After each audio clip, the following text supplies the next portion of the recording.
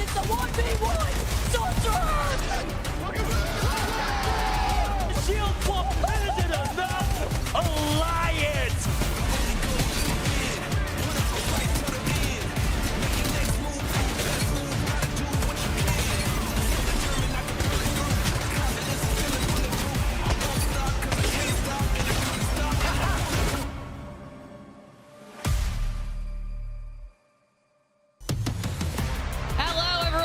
Back to the Apex Legends Global Series. We're back after our short break for the last series of the weekend, if you can believe it or not. Match day 5 for the Americas. Now, earlier, Alliance claimed the win for their series, and now it's time to see what the Americas squads can do as we get to see Group C again. I can't believe we're already at the halfway point of this split. Should be a really fun day. My name is Glitter Explosion, and I am your host. And of course, we've got to bring the boys back in as well, because we've got Onset and Gaskin ready to go after a little fuel, some food situation. Are you feeling good after your meal, Mark? Ready to dive into Americas?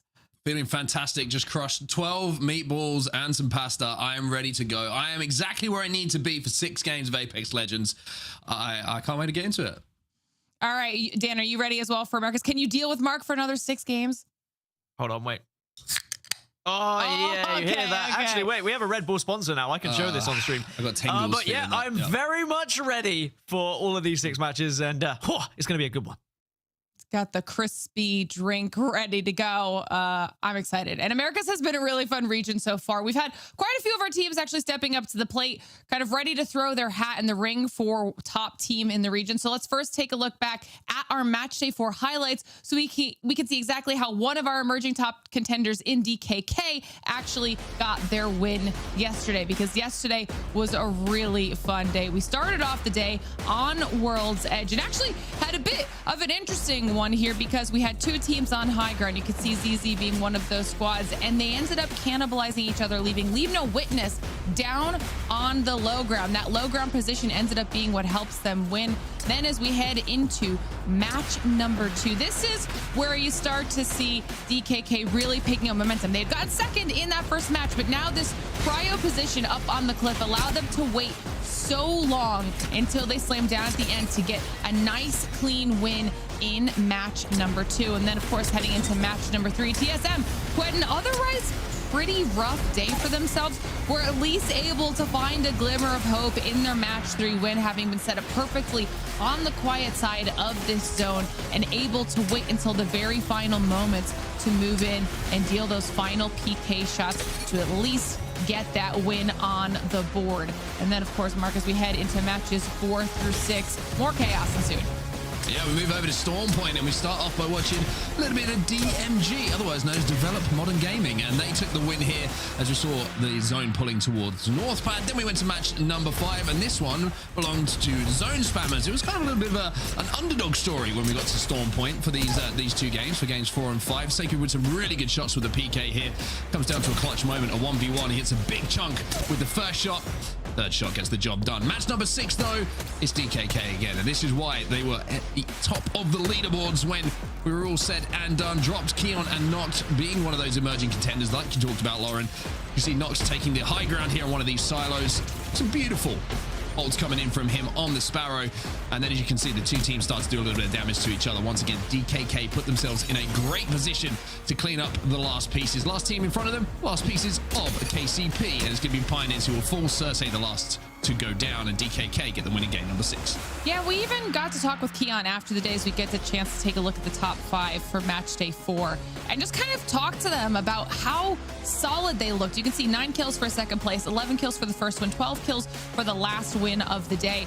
They were just so confident and grounded as a trio, and he was saying, that's something that they've really been working on as a group, that they've kind of got this synergy down now. And honestly, they were looking pretty untouchable. Liquid Alien were notable as well, as they were one of those teams that needed to kind of bring back their performance, really start stepping up to the plate on match day 4. They did exactly that, and hopefully that is momentum that continues on for them as well. But what does the momentum even matter for? What are these teams playing for? We talk about it a lot. So let's give you all at home a quick reminder, because obviously all of our teams in Split 2 are currently trying to make their way through to Sapporo, Japan, so they can be competing on the international stage at the ALGS Championship. And right now, these are the top 40 teams as it stands. So this is the top 40 that all of the teams across the world are currently battling to be a part of. And of course, these teams are not all equal when it comes to their standings in the ranking of 40. There's some squads that are a little bit more comfortable than others, and we get to take a look at the teams that are currently at the top with those points. Alliance out of EMEA, they just won their match day today, and this is why they're one of our teams at the top. But then on the flip side of things, we also have teams towards the bottom, and there are more than the 4 teams that you see on your screen that are also in similar positions. But it's really about these teams needing to make a massive push throughout the rest of the split, whether that's winning the split, winning regional finals, or if they end up needing to go down to LCQ, really pushing to get that win in LCQ and figure out any way that they possibly can to qualify, because we know how important it is for all of our squads to be making their way through to Japan, to be up on that stage and trying to claim the next championship title. So of course, we'll keep you all at home updated on those standings as we go throughout the rest of the split. Now that you guys kind of have all of that down, though, I'm excited to get into this next segment, because there are a lot of things that go into each success that our teams find every single week here in Pro League. And this season, we've talked about it quite a bit. There's been a lot of discussion around the current meta, whether you're talking about the legends or the weapons. And Dan, I know that the weapon meta is something that you wanted to break down a bit for everybody at home here today. So walk me through what you got. Yeah, we wanted to look at how difficult it is to kind of take mid-game fights. It's also something that we heard Alliance talking about as well, Hackis, in the interview.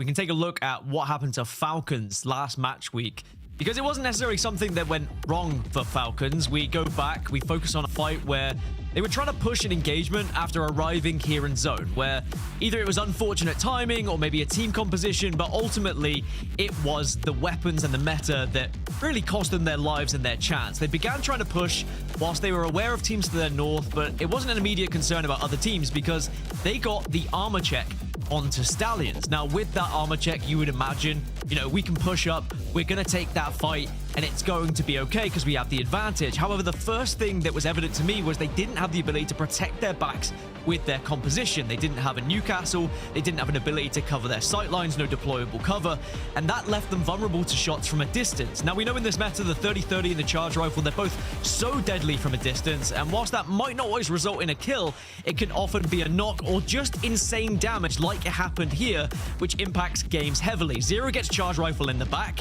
TSM get the crack, it leaves Falcons in a 2 versus 3, and it invites TSM to take the space away from Falcons. And we can see this from TSM's point of view now.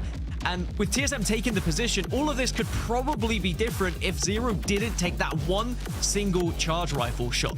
And it just shows how these two weapons are really impacting the meta at the moment and how difficult it is to transition from point A to point B and to take fights in general. Again, it was something that Hackers said earlier in his interview. You really just have to be playing zone, you have to be repositioning, and always look to be on top in terms of your position. Now, you see the amount of damage that these weapons can do. A charge rifle can do 220 to a head. It can do literally, it can knock you in one shot, which is one of the reasons, Mark, why I think you detest this weapon at the moment to go up against. I'm a big fan of the charge rifle. It's so scary. This damage is insane. Yeah, it's crazy. I mean, the charge rifle damage scales over distance as well. So at 220 is pretty rare. You have to be a long, long way away and hit the headshot. But it is still a possibility, and with the skill that we do see on display from these players, we have seen players trying to rotate to late game and just getting one tapped. Same with the 30-30, you see it get two tapping people. You know, it's not just 120 and that's it. It's two quick fire bullets that headshot you and you fall over. So that's a really good example of like how difficult it is from the POV of Falcons and Zero, especially when you think you've got every advantage to take an isolated 3v3. But somebody from distance gets involved, and all of a sudden your advantages just disappear. Yeah, absolutely. And that's just another reason why we're talking about in general, just kind of like the emerging contenders too, because quite often the meta influences who we're seeing at the top. Are they teams that are succeeding in the specific type of meta that we currently are in the comp season? Will things change after the patch? Only time will tell. It'll be exciting to keep track of, but thank you for breaking all of that down, Dan and Mark, as we start the conversation for the teams that we do have playing here today. Now, obviously, Group A played yesterday. We're going to be seeing them back here as well. So you'll see the likes of Team Falcons back again, TSM, ZZ in here, but we're also bringing Group C into the fray. 100 Thieves. We've got Oblivion on your Shopify, Rebellion, Stallions. Quite a few squads on this list. Excited to see what they can do. VP had a good performance last time we saw them as well. But Dan, I know there is a specific team that you'd like to give a little bit of love to. So which team is your one to watch today? Yeah, I'd like to talk about Cinderella stories and the Hail Marys and the what ifs, and I wanted to focus on DGAP. I think I spoke about James Fearless a little bit last weekend when he was competing and his run from Challenger Circuit and the true grind that he's had. But alongside Avali and Golden, this team is just a Challenger Circuit grinding team that has found themselves amongst the biggest and best teams in the world, and they don't look out of place. Now, whilst they might be down in the lower end of the overalls at the moment, they still have this match day to try and catch up. And if they can do the unthinkable and win Pro League or just qualify for regional finals and then win regional finals, we may see that dream Cinderella run happy. You look at social media, you saw Avali put out a tweet about 6 years of grinding to finally find herself in this position, find herself in Pro League and competing against the biggest and the best. And you can see that match day 2, they didn't look out of place. 3rd place, 7th, 16th, 4th, 5th, 18th. Sure, a couple of rough games, but also some very impressive ones. And it went on to match day 3, where the success did carry on a little bit. They got a 6th. They got one game that went well, but you also see the ups and downs that happens in Pro League as well. You can be right at the top and then suddenly it all gets ripped away from you. But now with match day 3, they do have a chance to try and catch up some of those people that are leading at the top, and they will be maybe one of the teams that we'll be talking about when we get to regional finals. And really, it's all about Challenger Circuit right here to be one of the potential heavy hitters in a group like this.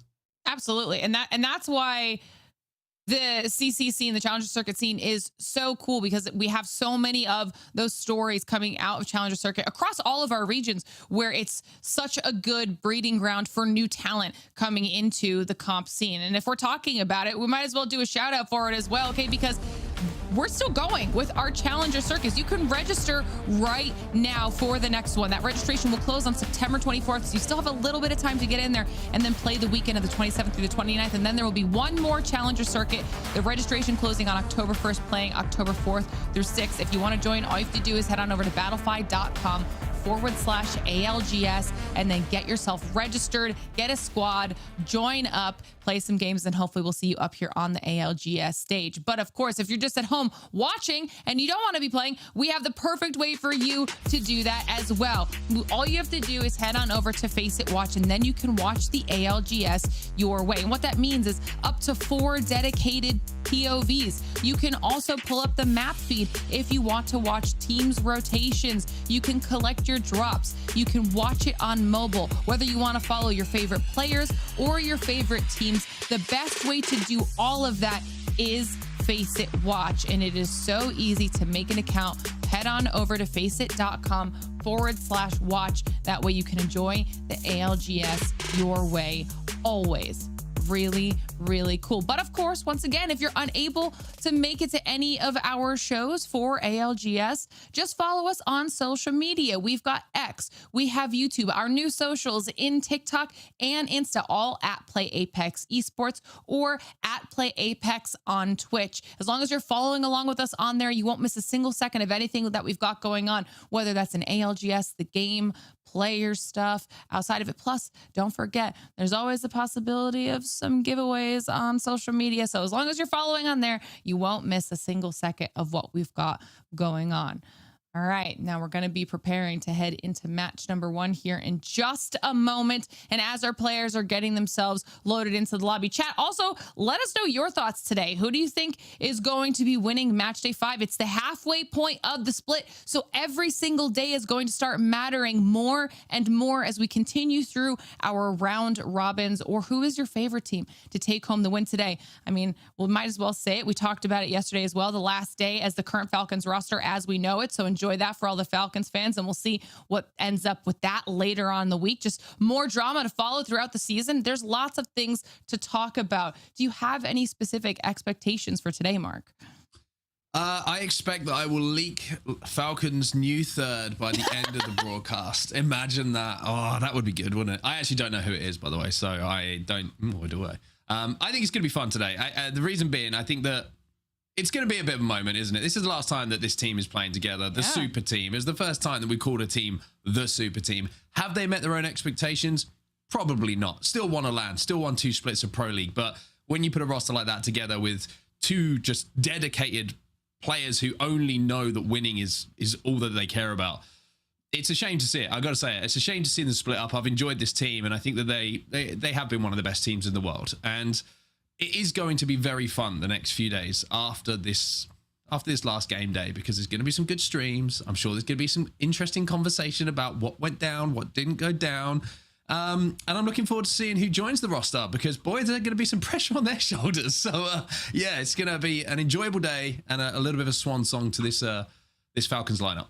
I think that one thing that really irks me is people, now that they're disbanding, people are like, yeah, I told you this would never work. Why would you put 3 IGLs on the same team? And it's like, well, it did work. They won one of the most difficult LANs in Apex history, and were able to come through elimination bracket and won that competition. I don't think it's a matter of their their skill and their ability. I just think that there's a clash of personalities, if we're being realistic here. And now they find themselves splitting up, and we had a great team, but now we're going to see what they build. And personally, I think it's for the better for Apex and for ALGS, because now we get 2 of the best IGLs in the world on different teams. Yes. And we get 2 different teams yet again. I mean, how many times did we see both of those IGLs, Hal and Zero, lifting trophies? One gets one, then the other comes in. I think this is going to be incredible for the scene. Sure, it's sad that they've broken up, but I'm very excited to see what happens, and I will be questioning Mark throughout today about who he thinks the third might be. So I'm also looking forward to see what his opinions are on that. Yeah, suffice to say that they have created some amazing storylines over the years, and I'm sure we are in store for many, many more. But as I say that, match number 1 is loaded and getting underway. So let's kick off match day 5 for the Americas. Let's do it. Thank you so much, Lauren. Let's get into this, Dan. Game number 1 for the Americas is coming up, and we're starting off with a little bit of E-District today. So we've got 3 games of E-District before, of course, we switch maps and we head over to World's Edge. And last time we saw these 2 groups go up against each other, there was a few contenders that came out that were a little bit of a surprise. Looking back on the last time that we saw A versus C, had VP at the top. Well, what was then known as VP, and still known as VP. LG had a very good day as well, and Stallions. And as we head to E-District here, we do have a little bit of a change in the maps that we had last time we saw these 2 groups go up against each other. Yeah, worth noting, with no Storm Point, that's where VP and LG found a lot of their success with that composition, with the big boy composition, you know, having Gibraltar alongside Newcastle and then including Rampart in it. We won't see necessarily as much of that today, but we might see snippets of it potentially when we get to World's Edge. But we start here on E-District to begin with. Team Inferno had first pick, and they did go with Neon Square, so expecting them to put up some points, or I hope they're going to put up some points. ZZ as well, who have been a standout so far this Pro League split. They're at Energy Bank, so of course they're going to be a focus. And Stallions, you said it, they came 3rd last time these 2 groups, went up against each other, so I'm expecting them to find points here too. Also, I want everyone just to take their attention very quickly to Blossom Drive, because Hot Dog Mafia, and I am guilty of saying this a lot, have the best logo in the history of esports. I don't know if that's AI generated or not. That might change my opinion, but that thing is absolutely elite. Match number 1 is about to get underway, everybody. The players and the teams are dropping here on E-District. We are at the halfway mark of this split of Pro League, and the road to Sapporo, Dan, starts here. Yes, it does. Are you going to be able to find enough points to qualify, or do you have to leave it all to potentially winning this entire thing or winning regional finals? Now, we are going to see 20 Caustics in the lobby. I think that was to be expected. There was going to be heavy Caustic, heavy Alter. 20 Caustics, 19 Alters, 17 Newcastles. This is looking pretty similar across the board in terms of comps here, Mark. Americas certainly are more intangent when it comes to understanding each other. Yeah, I don't know what that word means, but I'm going to agree with you. So yeah. I'm not sure it's a word. I think I just made it up. Match is over. I made up a word and the game ends. The good news is we can't move on from that. We have to now take a few moments to dissect exactly what that word means. It I did think I meant sound to say right in there. It sounded tandem, really good. but it's fine. It's very Go on a similar. tangent. Very similar. And I agree with you. One thing, we saw some surprises yesterday from the Legend bans in comparison to what we'd seen from scrims during the week, which we were talking about a little bit in EMEA as well. And I think it's very interesting that maybe there are some early counter picking going on from certain teams, or maybe just the construction or attempted construction of compositions they can play for more than one game is starting to filter into who it actually ends up getting banned. But it looks like a little bit more familiar today. Like you say, from especially yesterday, I think the compositions are going to continue, especially when you go back-to-back days. You'd be pretty crazy to try something completely out of the ordinary unless you were feeling particularly spicy. Yeah, I think so. Roughly 17 teams have the same loadout, which is kind of crazy. So we'll have to see those teams who are differing from that. I think that Crypto was thrown in there a little bit, so we'll have to see if he can change things up in this one. Well, while waiting for the lobby to get underway, just a reminder, we do have some awesome socials for you all to be going and following. And if you don't, Dan will come after you. So take a look, and this is what you're going to miss if you don't. He's jumping on you. Crack them. 1 HP, 1 HP, 1 HP. Ash, look out, Ash. Nice. Lich 1 HP, Lich 1 HP. Okay. Lich 1 HP in the corner. Dead. First me. Dead. TP roof. Ash dead. Crypto 1, bottom. Dead. Crypto 1 height. 2 guys 1. What did you up top? Peek inside, okay, peek inside. I'll pick up back. That's Up. Nice. Yep, all dead. Oh, nice, one! Behind! I'm dead! QQ. Come to me closer. No Q, 3 seconds. 3 seconds, 2 seconds. Play behind knock! 1, come to me. I crack both of them. Behind us, okay? Maybe swinging behind us, okay? Keep pulling. We're good, he's one! Get back. It already next us. Take us 1. 24. Playing one on top! Come top up, I think, maybe. As soon as you go. Give me 70. Give me. Half 12. Half 70! Cut! Go! Play up a little bit, 61. Nice, baby. Stab, baby. Go, boys! Banger game. On everybody. Go! Wait. Could be a win on the day. How many you have? Wait, we might bomb. Mine back to one. Dude, we're stuffed. This guy? Yep. Move the wall forward. Rails, on the right. Get my kill, please. Get my kill. Look right. Look right. Okay. Hunter, you're in zone. I queued out. Come to my heady and shielded them. 51. Killed one, they all died. Slow on Right in front of us. Dead. walls. After one. I think we have to queue here. We gotta kill these guys, okay? I'm Okay, EMPing I'm them, we have to kill them. queuing. Queued again. I double queued. I'm full setting. I'm gonna shoot that. I'm gonna dead. One is scrapper. Trying to bat. 130. 60. Come on, get I'm on. batting. One dead. One dead. Last guy. On me. Dead. Pressing. 4 I'm not jumping swap. Okay. They're fighting. I look, you don't know if I There's only one other full 3 minutes. There's one team on height. They res. I jumped them up. Ultic cell. I killed one on height. Popping. I'm popping. Everyone play slow. Top 3. Top Underneath. three. Okay. What's not spotted by? It's a double knock into fresh res. Double knock into fresh I'm res. I'm multi-selling. Just play space and Bottom kill them. Down one. Good. I'm gonna ultic cell, okay? I have drone. Top 2. I'm gonna ultic. Last team with fresh res. 21 set. Being- Dead. I'm gonna get it through. Let's go. On me. Dead. Oh God. Let's go. Holy. I just shot with a massive Holy. no mastiff. 絶対ボイ抜きで帰るだけじゃない？ボイ抜きするよ。オッケー。後ろ。待って。死んだ俺。ナイスラスト。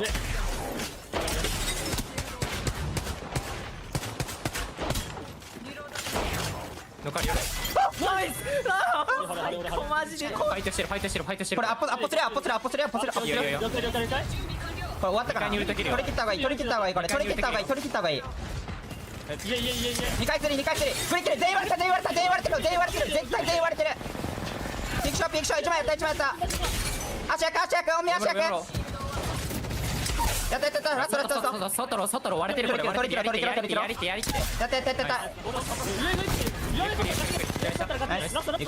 た。右スイングしよう。いや行く。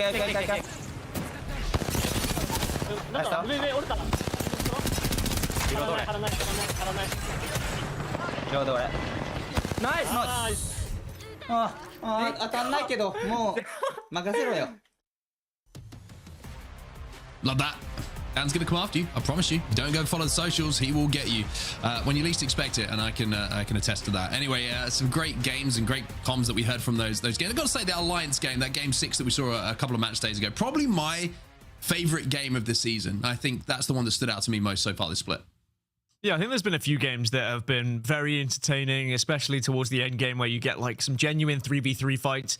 Sometimes you'll get the 3v3v3s where you know who's going to win, but I do enjoy the actual raw 3v3 gunfights where you get to show just how your fighting skill just pays off. And sometimes that practice really is going to make perfection as well. And often it ends up being Alliance that we've seen won so many games in EMEA as well. But I think just to take us back to what we saw as game 1 did start with, you know, the compositions, this isn't something we've not seen before with North America. They often are very much in sync when it comes to knowing what legends are going to be played. As soon as one composition works, everyone's like, all right, yeah, we'll play that as well. And they did this before legend bans. And usually we got, 6 matches of the same legends over and over and over again back in the day. But now it seems like they also know who's going to be banned match 1, who's going to be banned match 2. And I think we are going to see patterns emerge where it's pretty similar what people change to here.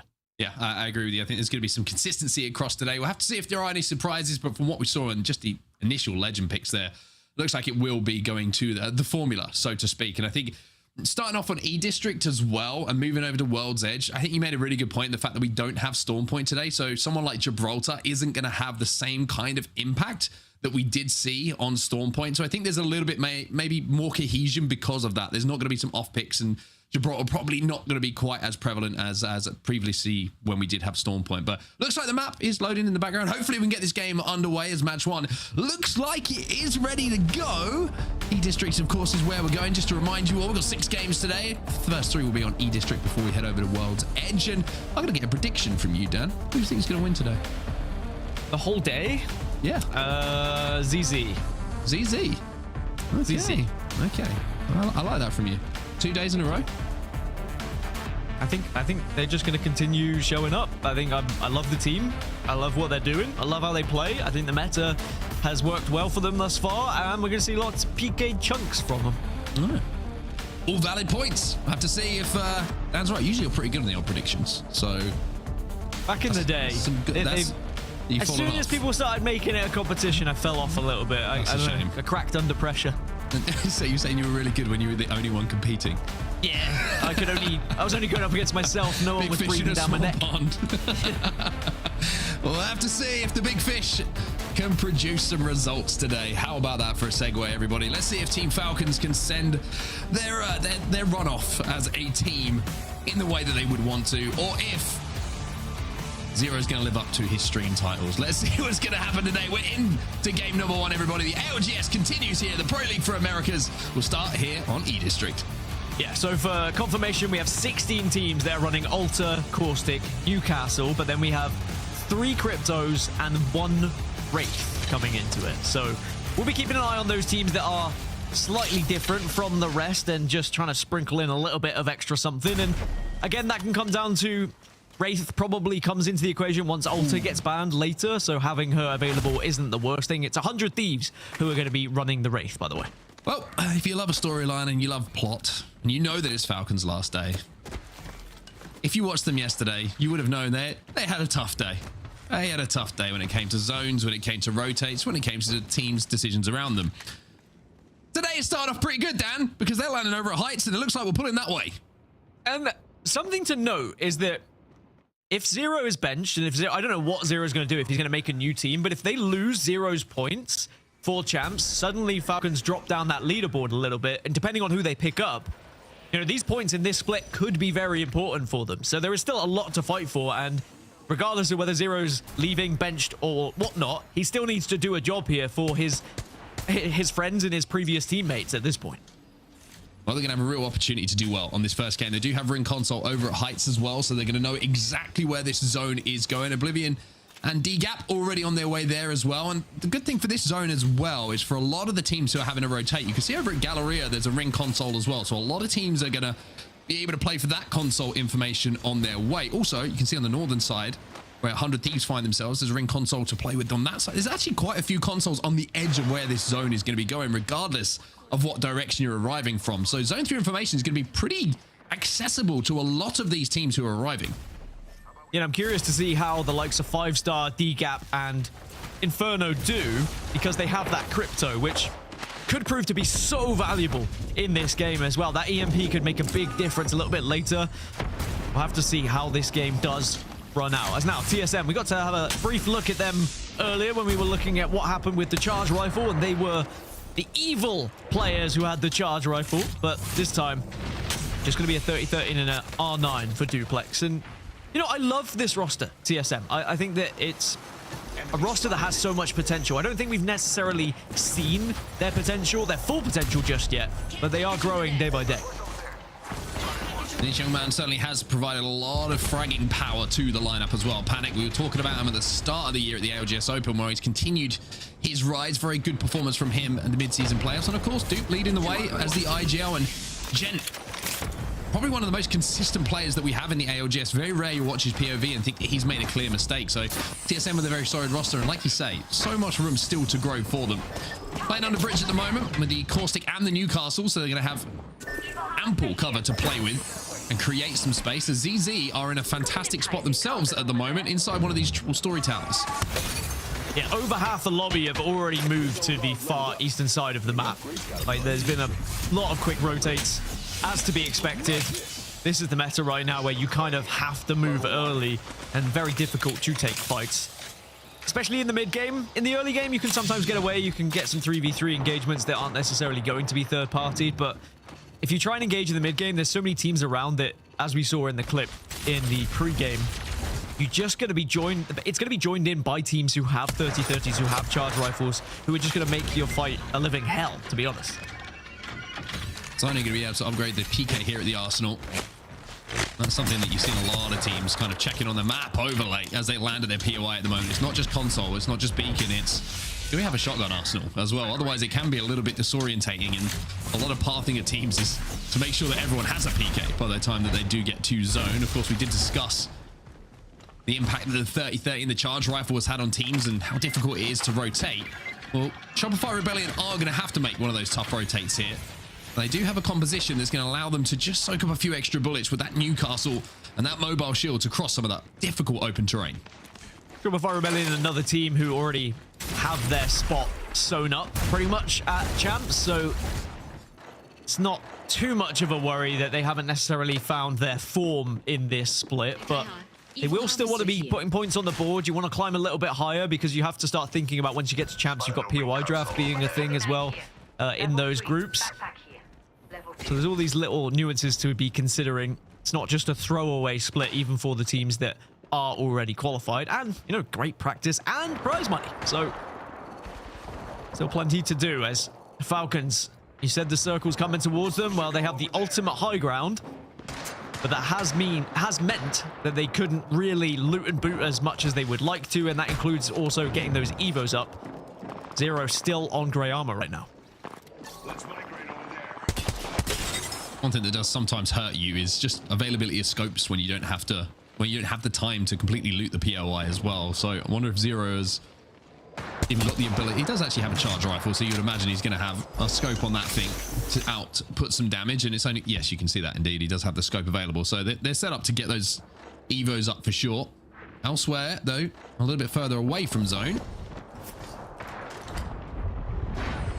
you can see A1s and crew looking to make a little bit of a rotate. TSM a little bit deeper into zone now from that under bridge position we saw them from a moment ago, and Panic's got to be careful here. He's going to take a second just to pop a Phoenix kit. Slow and steady at the moment, but now with the zone 2 closing, or zone 1 closing going into zone 2, excuse me, there are a few teams that are being forced within the vicinity of each other. Shopify Rebellion going to be on the edge, Legacy Kingdom ahead of them. And you can see then 14k Resonance at the moment are fighting zone as well as potentially fighting another team. It's going to be 5-star on the other side of this. Yes, it's completely isolated here at Electro Dam. Kizzy is having to disappear though. Nano with a really good angle here. He's going to be able to pick up one, you would imagine. Serial Kanto just jumps into that void passage to give himself enough iframes to just be invincible long enough in the void to survive that off angle that was taken. And now Kizia, who took the most damage initially, is the last one alive, and you got to get the feeling he's going to be hunted down pretty soon. There's a survey beacon as well. Oh, but that shot is going to give away his position. I don't know if they saw him. I mean, I took trigger discipline's obviously a thing, but it's hard to know whether they can see you in their field of view or not. So I don't blame him for taking that shot, but I think it might be to his demise here. Yeah, I think that big reach out gives you every indication of how he was thinking, excuse me, that fight and that segment of play was going to turn out. 14k Resonance will be this first team out of the lobby, as Firestar will claim Electro Dam and now move down from that northern side that you can see a little bit closer to that zone. They're going to have to go through ZZ though, who do have a Void Nexus down inside of their building. You can see that they're playing a lot of space at the moment. They have no 5 stars position. It's another reason why, I mean, we talk about the gun meta, we talk about 30-30s and the charge rifle and why it's difficult to take fights in the mid game, but also Alter is one of the key reasons why it's difficult to take fights as well, especially when you've got 19 of them in the lobby. If you get a knock, chances are they're going to be retreating through a Nexus portal, and you're not even going to be able to win that engagement and get that KP. So usually, if you are taking fights in the mid game, it's because you haven't been able to position yourselves, and then you're not really being rewarding for taking the fights at all. And it just becomes a vicious circle as Skittlecakes goes down as he lands there. Yeah, Skittlecakes down on the caustic. They do manage to grab the banner, excuse me, immediately thanks to Madness on the Altar. If they've got a Moby, this might not be too much of a problem for them, but of course, not going to be many death boxes to scavenge with 19 squads still alive here. As instead, they're just going to rotate towards the back of the apartments and wait for an opportunity to get their teammate back into this game. Sentinels sharing a very close space inside of the changing room. The safe inside of where this next zone will be going. Sentinels, another team who should already have their champ spots pretty much wrapped up. On the flip side, Hot Dog Mafia are kind of one of those bubble teams that are definitely within touching distance of getting a spot just through points achieved, but not guaranteed, whereas Sentinels, they'll be there. And a team that maybe goes under the radar a little bit is Sentinels, but always enjoy their consistency, enjoy what they offer to the ALGS, always provide entertainment as well. And when we see them in Japan, the real question is, can they go that one step further to start to bridge the gap between themselves and the top teams? On board with Doctor Who's least favorite team. Exterminators. You didn't even have to say it.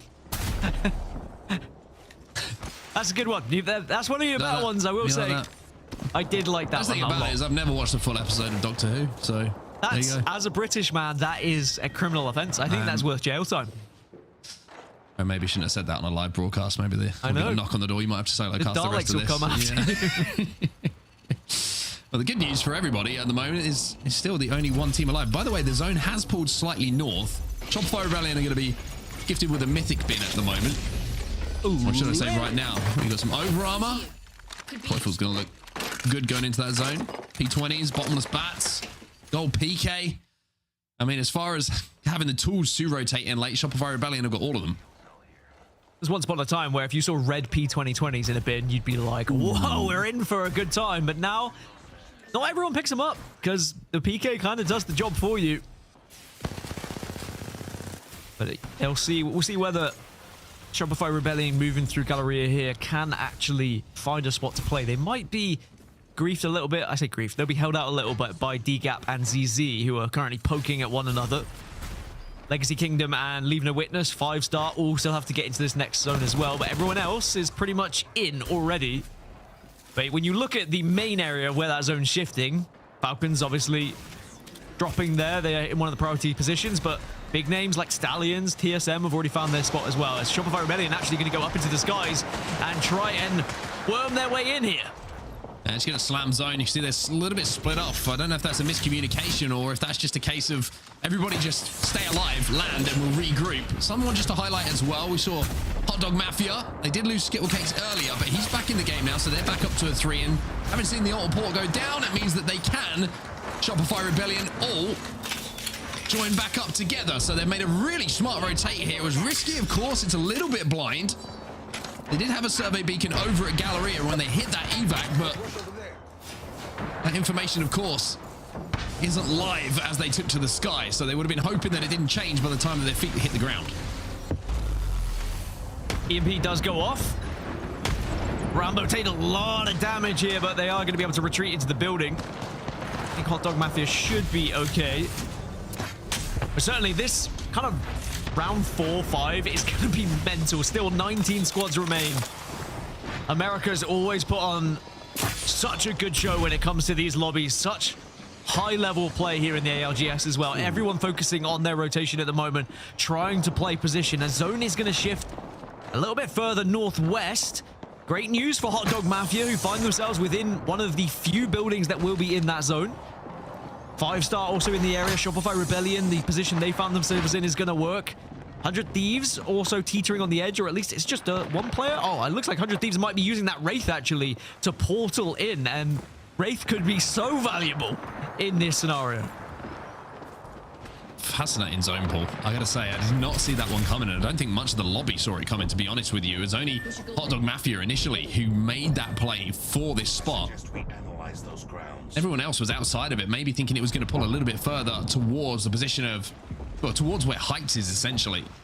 Falcons have also just managed to get themselves inside of that next zone. As we see VP taking a little bit of EMP damage here. It's all up to MT. He'll find one. Won't be able to clutch that fight though, and Team Inferno will take down VP. Wow, our lobby winners from the last time these two groups went up against each other find themselves out in game one. Match one. We use match here. ZZ still alive, still scouting on this western side, but sadly, DGAP are going to be ahead of them, have been ahead of them for quite some time. The real question is, does Zach Meza have some sort of plan of going past them? Can he drop a Nexus portal perhaps as a rotation? It looks like that's what he's trying to do on the minimap and has done. So we'll check in with those a little bit later. But for now, let's watch Sentinels up into the sky and whether they can jam themselves into zone here. Sentinels just looking for anywhere at the moment. This is blind, this evac from Sentinels. They're just looking for a spot, a corner they can slam with the Newcastle wall and just stay alive long enough to reset. They do find a corner. A little bit uncomfortable, but as you can see in the kill feed, Sentinels are alive for now. Panic has gone down for TSM though, and LeaveNoWitness have also lost a player to a knock, but none of these players have been finished as yet. Back on board with Sentinels. Really smart position for them, and I think they hear a little bit of a fight breaking out potentially inside of this building. They're going to port in as we move our attentions over to Team Inferno now, and they're going up against the Exterminators. Good shots coming in from Exotica. Yeah, I said it was going to get a little bit hectic with these zones as they begin to close. Inferno trying to close the gap around them here, trying to take several different angles, but of course that Newcastle wall and a brand new one proving to be a little bit of a nuisance, but I don't think it's going to help them enough. Team Inferno surely do enough to close this one out. The Exterminators exterminated, as we'll see Team Inferno surely able to get back to a full 3 as well. I don't think there's anyone close enough who's going to be looking to third party this. Even though there's drones in the air, even though there's teams trying to scope out exactly what's going on around them, everyone will be safe. One team who is still safe is Shopify Rebellion on top of this building, but Sentinels are also coexisting at the bottom floor. It's about 13 teams outside of this next zone. You can already see a few gunfights breaking out. Team Inferno will be eliminated, by the way. There were more teams around. Zone Spam has joined in, but now also Oblivion getting involved in that fight. ZZ also in a skirmish as well. You can see Guild backing up against the wall, having to throw a few cans out just to try and survive. Golden gets broken. Guild has to be so careful here. You saw the EMP did so much damage. Guild, very smart though, not popping a battery in that position. Even though he had his shields cracked, he knew that his teammates were in a worse position. He took it as his responsibility to hold and output damage. He's done a good enough job that Zach is able to survive as well as Guild. However, Zach might be going down in a few seconds time, as will Guild. The zone is going to claim some victims here. Guild goes down. Zach is last alive on the altar. Zach last alive. Does survive though. I mean, that is one of the benefits of being altar, is you can just portal through a wall. Oblivion also in a sticky position here, having to try and use this portal to get through as well. DGAP holding out a lot of squads in the moment as nice guys get eliminated. Oblivion struggling to even see where they're going at this point. Yeah, it's just getting so hectic on the edge of zone. This is all happening down on the southern side at the moment as Oblivion go down. There's going to be numerous other teams that will join them in a few moments' time. One team is looking at all of this carnage. He's going to be 5-star Bocek in the hands of Dark here, but he's got no arrows to play with. The zone spammers and DGAP will be eliminated. Yeah, DGAP down. 10 squads now remain, and the few crypto teams are getting a lot of information about where teams are arriving. Legacy Kingdom, TSM both go down, but LeaveNoWitness and 100 Thieves are going to be in the same building. And this all should calm down briefly because I think everyone now has found a spot and have won their duel of competing for it as we get a lay of the land here in the top left. This is going to be 8 teams left in this final circle. This is about to be an incredible one. One of the situations as well where it's so difficult to be confident on the cover that you have around you just because of the amount of altars that are in the area. One void passes through a wall that comes towards you. If you're not paying attention, all of a sudden, not only can players port through, but you can get sucked through to the other side yourself and find yourself victim of being abducted through one of those walls. Shopify Rebellion still inside of this building with Sentinels, but now they have another team on top of them as well. Oh, but early move. You get the feeling that only one of these teams is going to be able to survive as they leave this building. 100 Thieves, the only team with a Wraith, and we've got 5-star with the Crypto. 2 legends that can definitely influence this final circle, especially that Wraith portal. Could give 100 Thieves an advantage at transitioning in a different way, being able to go through it, and getting those iframes as well to try and keep the team alive. Now, Sentinels will be eliminated, the first team. Shopify Rebellion moved so early to take that position as well. 100 Thieves also find themselves on the southern side. You can see enemies just taking damage from Verholst. They will have to move a little bit further north, but everyone creeping in with this zone as Shopify Rebellion eliminated. They moved first, but they got focused by too many squads. Yeah, Sentinel's gone as well, so everyone who tried to leave that building was eliminated, and Falcons have a great vantage point here, and also Zero on the altar. Even though we mentioned how they haven't been able to really loot too much with the zone coming their way, now he can start to grab some meds. Now he can start to resupply for Falcons in this position and fire some shots off as well with that charge rifle. 100 Thieves still alive. Enemy trying to stick the res here for Stallions as well to get them back a little bit more healthy than them find themselves as LeaveNoWitness now are going to send it to try and finish off these knocks. Oh, and this is a difficult one to predict because there's fights breaking out everywhere. No one has the clear advantage right now. LeaveNoWitness having to battle not just with teams, but also with the ring, and it might just be coming down to whether you can get this res off or not. Renatricky doing his best to try and bring it back on his feet. Caustic gas is just ticking away at the health meds of everybody as well, so even walking forward is going to hurt. We see the slam now come in from Falcons as Stallions and 5-star will be eliminated. Walty gets that wall down, and Zero, he's looking for some KP. He's going to get taken down though, and now it's all up to Hal, but Hal will clutch as we head into the top 2, but it's Hot Dog Mafia versus Hal, and the Mafia will win that one. Hot Dog Mafia, the winners here in game number 1 on E-District. And it's so important for Hot Dog Mafia to be finding points here in Split 2 of Pro League, because as I mentioned earlier, they are one of those bubble teams that are so close to qualifying just through points. And something that we've not necessarily touched on, Mark, just to briefly talk about, is that you're kind of competing against other regions with these top 24 positions as well. If we were to see a team who's already qualified win Americas, for example, suddenly that position goes to 25th in the overall standings of all regions included. So that even if you don't make top 24, there is a high chance you could be in 25th, 26th, 27th, even 28th, and maybe still scrape through. Yeah, it's a great performance from them. Hot Dog Mafia, 17 points. We mentioned how they were one of the first teams, I think, who got a good read on where the zone was going. They had to reset, of course. They had to get skill cakes back into the game, but by doing so, that position they managed to maintain for the majority of this game. Falcons, I mentioned how the little bit of luck went their way this time, and they got that zone coming towards them. They take home a 2nd place themselves, but good damage coming out of all of these teams. Falcons leading the way. Waltzy, 2.730 damage from the Aussie. That's a big performance from a very strong man. That's a man who got a ranged weapon and a scope at the start of the game that you were speaking of, and he was able to shoot anyone that was arriving at their POI. But yeah, well played from Falcons, but more importantly, Hot Dog Mafia proving that they are a team that not just having a good logo, but seem to be a fantastic team at finding points here as well, and really demonstrated that any team that pressed them, they had their number when it came to taking the fight against them. Yeah, very, very impressive stuff from the Mafia of Hot Dogs. Let's see if they can continue with that fine form in game number 2. Game number 2, of course, is coming up just after this break. Do not go anywhere.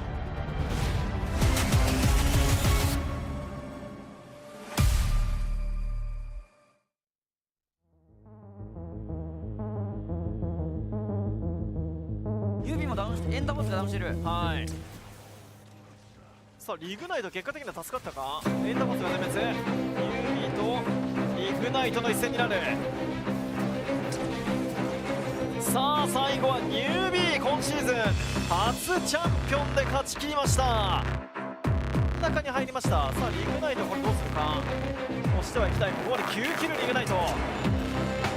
さあローチケうまくポジショニングを出してはきたんですがぶつけ落ちた。さあこうなればリグナイトがドリーとローチケやり合ってリグナイト2桁キルに到達して仕留めに行きました。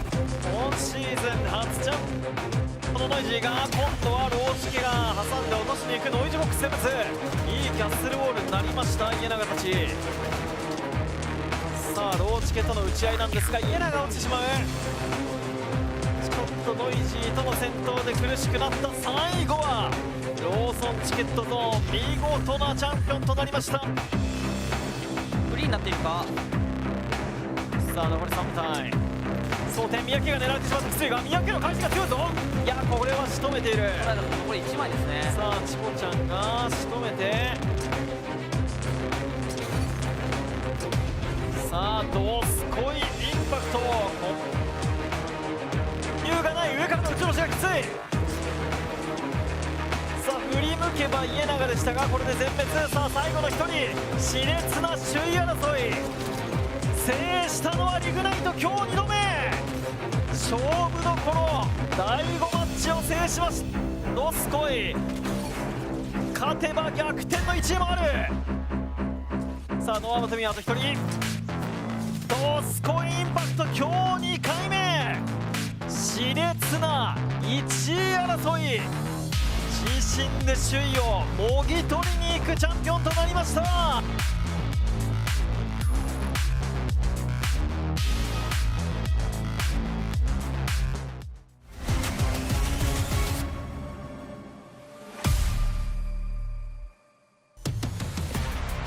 Welcome back, everybody, to the Apex Legends Global Series. Match number 1 is done and dusted, and it was Hot Dog Mafia with a much-needed win to kick off the day here in Americas. I'm Third Explosion. We've got Onset on here to walk you through all of the action for match number 2. Give me your thoughts, though, on that. Hot Dog Mafia coming out with a win, and Falcons right up there behind them. Yeah, I mean, I mentioned how Zone, very good for Falcons. It was one that they were able to navigate. There was a really good play, actually, from Zero once they realized Zone had started to move away from them. He managed to queue through a few buildings and get a Void Nexus down for the rest of them to follow. But Hot Dog Mafia, I think, just a really good read on Zone before anyone else had the opportunity to kind of get their head around where that zone was going to be going. They were one of the first teams to play that power position at the back of the apartments buildings. And as you can see here in this end game, everyone on the southern side, there's just too many teams to get through so many chokes. So everyone kind of took care of each other. Falcons tried to move into, I think they played for second place in the end, knowing that they weren't going to be able to engage successfully with Hot Dog Mafia in that final moment. And I think that it just became a very simple win just based off of that zone read, the positioning from Hot Dog Mafia. A really valiant effort from LeaveNoWitness on the southern side to try and stay alive for as long as possible. But like you said, it was just, there was no place really for people to go, and everyone on the north side fought people in the north. People in the south fought each other in the south, and it was just who ended up there in the end. Good job, though, on behalf of Falcons to get where they did. But like you said, Hot Dog Mafia called it so early. You saw them in the apartments building so early on. It paid off in spades for them to get through the first E-District matchup. And after the 100% pick rate, Caustic is no longer in the discussion now, heading into match number 2. He's gone. Match number 2 sounds like it's almost ready to go as well. I want to say that's going to feel very sweet for Madness as well. If you watched the games yesterday, especially at game number 6, you would have seen that Hal had some choice words for him after game number 6. And maybe the perfect rebuttal is to win game number 1 by taking down Hal in those final moments. Finally, we get to see the greatest logo in the history of esports as we head into game number 2. How good is that, by the way? That is like elite. It actually is, though. It's so clever, and it even looks clean. I'm a big fan. I am worried it's AI generated. If it is, then I hate it. But if it's not, then kudos to the artist. That's what I'll say. Kudos to the artist. Fair. Big fan of your work. Fair analysis of the logos. Almost as good as the wit with which you came up with that Doctor Who joke, because that one actually got me. I'm not going to lie. I laughed out loud at that. Thank you. I've genuinely never watched an episode of Doctor Who, by the way. Which is a travesty. Couldn't tell you anything. I know he's got a screwdriver or something, but that could be Bob the Builder. That could be anything. I don't know. Caustic's gone.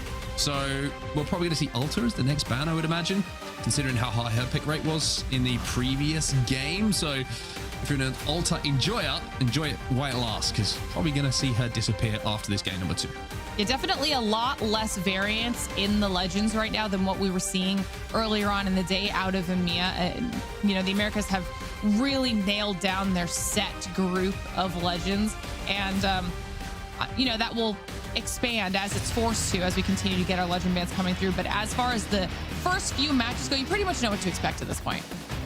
Yeah, I agree. I think that there is a consistency, even though yesterday we did see a little bit of a disruption to that standard pick, especially with Crypto disappearing a little bit earlier than some teams were maybe thinking, but a little bit more consistent today, of course. Different groups, different picks, different compositions. It's going to be a different feel every single time, but this is A versus C, and it seems like there is some consistency to the picks. And for Hot Dog Mafia, they had a long way to go, by the way, to get to that zone. And they did it expertly well. Well, they've got a little bit more of a comfortable zone this time around. It looks like we're going towards City Hall, and that's great news for 100 Thieves, who are also managed to get into a position to be a participant in that end game in game number 1. So both these teams who had to fight so hard to get a spot in the previous game, they're going to have a little bit of an easier time this time around. Going to be grabbing that ring console information right now, so they'll be knowing exactly what you're talking about, being able to move themselves in as quickly as possible towards that City Hall direction after hitting that console. We get to take a look now at where the rest of our teams are. You can see ZZ already moving up on in. Great spot for 14K and TSM as well, as TSM are starting their rotation in. And I think we saw a similar end zone to this yesterday, if I'm not mistaken. So yeah, everybody...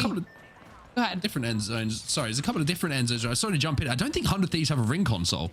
And you can see, I think they were trying to maybe go for the survey beacon just to see where everyone was going. But before they even got there, everyone has already started arriving. So you saw all of those 3 arrows very quickly turn around and start scarpering back to a position that they want to be prio. That is how influential just a console can be to a team in their decision. And we did see a couple teams yesterday surviving without that ring console towards the end of the series, based off of literally this exact type of situation where the teams that do still have it, you're just praying that they have the information you're missing out on and going off of them instantly trying to dive into a specific POI or position and working off of that lack of information and hoping that from there your intuition is good.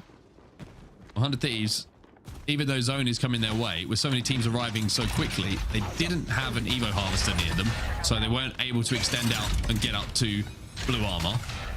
They weren't able to hit a ring console because there wasn't one, and they weren't able to hit a survey beacon because by the time they got halfway there, they saw teams flying over their head and arriving into the POI. So 100 Thieves have had a bit of an interesting start to this game, but still do have good prio. That's something to keep in mind. Still do have the ability to be here a lot earlier than a lot of the other teams. And I think that Phony's going to try and port here towards the car park, where we do see some zones starting to pull towards. So good adaptation on the situation that's provided to them for 100 Thieves here.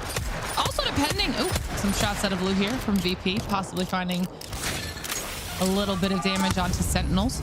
But depending on how desperate 100 Thieves become too, I mean, technically they do have a beacon at Resort that they could try and hit really quickly if they wanted to go for that information. So we'll have to see what they do, because they are on that northwest corner of the next ring. Durags eliminated very early on.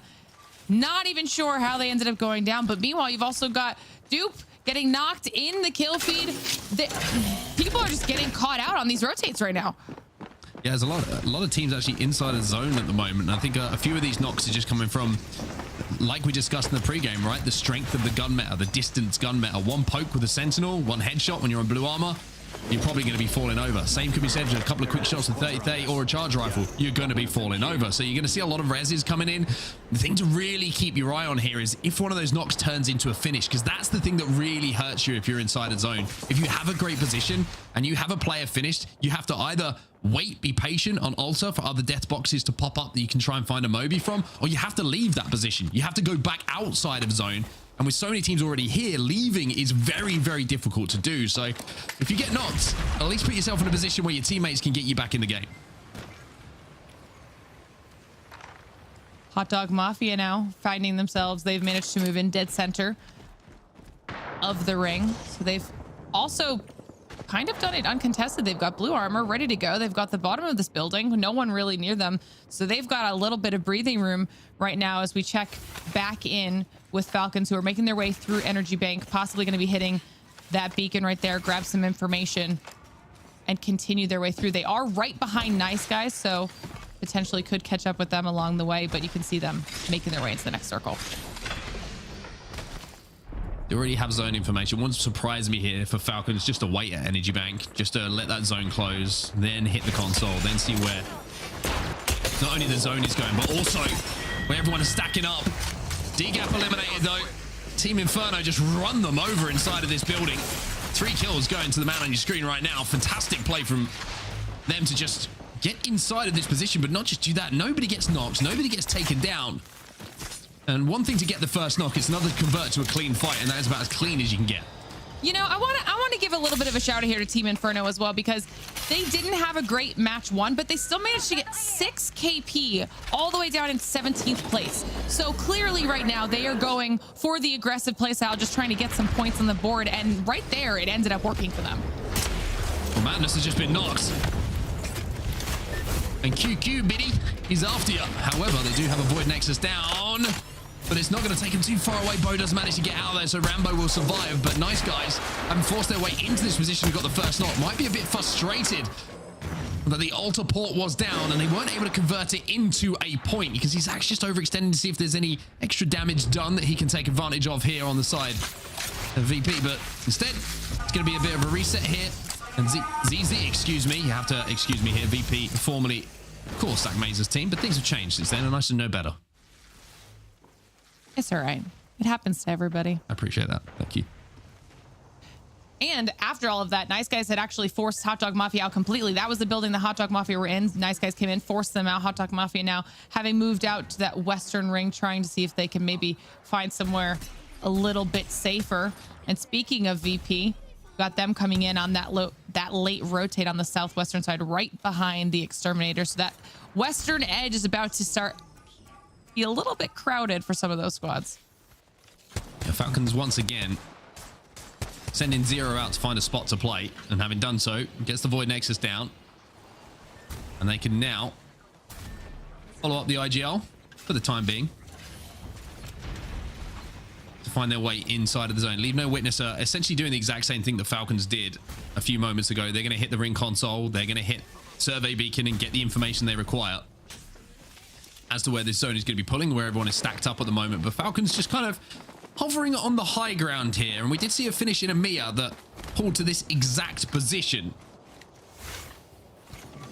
This time it looks like it might be going a little bit more to the eastern side of the zone. You can see from the information they have, they've got a good read on where everything is going to be, and also there's a survey beacon in front of them that they can hit at any point as well.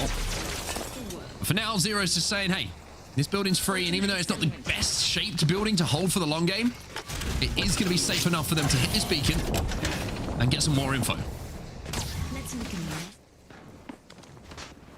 And they'll pretty much do that uncontested. They've managed to find really good gaps, little dead zones, as they've continued to push their way farther in. And after they get that, they should be able to choose an area to set up, checking back in with Hot Dog Mafia, who've moved back towards the center and found themselves a little area to play down here. These walls will help a bit, but as they do have to worry about any of these teams that could have potential sightlines. I mean, you talked about the range damage and all of that poke, and they could be in a really prime position for somebody that does have a charge rifle in the hands and spots them out to be doing just that. So we'll have to see if they're able to hold it for any extended period of time. But 14K at TSM, I've been wondering what was happening up here. I was watching them on the map, a little bit of back and forth damage on these two, holding that northern tip top edge by the choke out of Lotus, and they haven't really pushed each other yet, but I feel like they're just waiting for the prime opportunity. And Panish try and take an off angle here. In fact, it's just going to rotate ahead. I think there was initially a knock, but they won't be able to convert it here, TSM, so they're just going to coexist for now. That position, by the way, that Hot Dog Mafia were in, I affectionately call the fruit bowl. But it is a bit strange to find a hot dog in a fruit bowl. I describe that as a red flag should I walk into a house and see that. Well, maybe now it's just a hot dog bowl. Hey. Unconventional. I'm not here to tell people how to live their lives.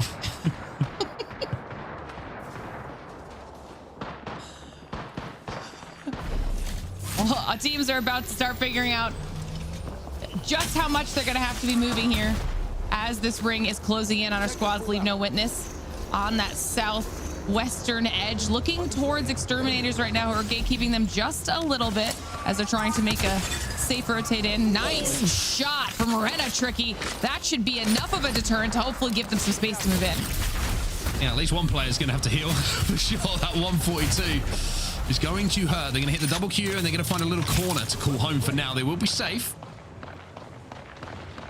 There's going to be a lot of teams actually going to have to fight before they will have to move here. Sentinels are closest to them. They're going to Q through that wall. I think the void passage will go deep enough for them to take that wall out of the equation. Falcons still having to move as well. Hal's just playing the high ground at the moment, trying to scope out if any teams are going to be rotating in from the space that they find themselves commanding. Zero in the feed on a QQ Biddy, going to get the knock with that charge rifle himself. So a big energy bolt sniper weapon is once again causing problems for the lobby.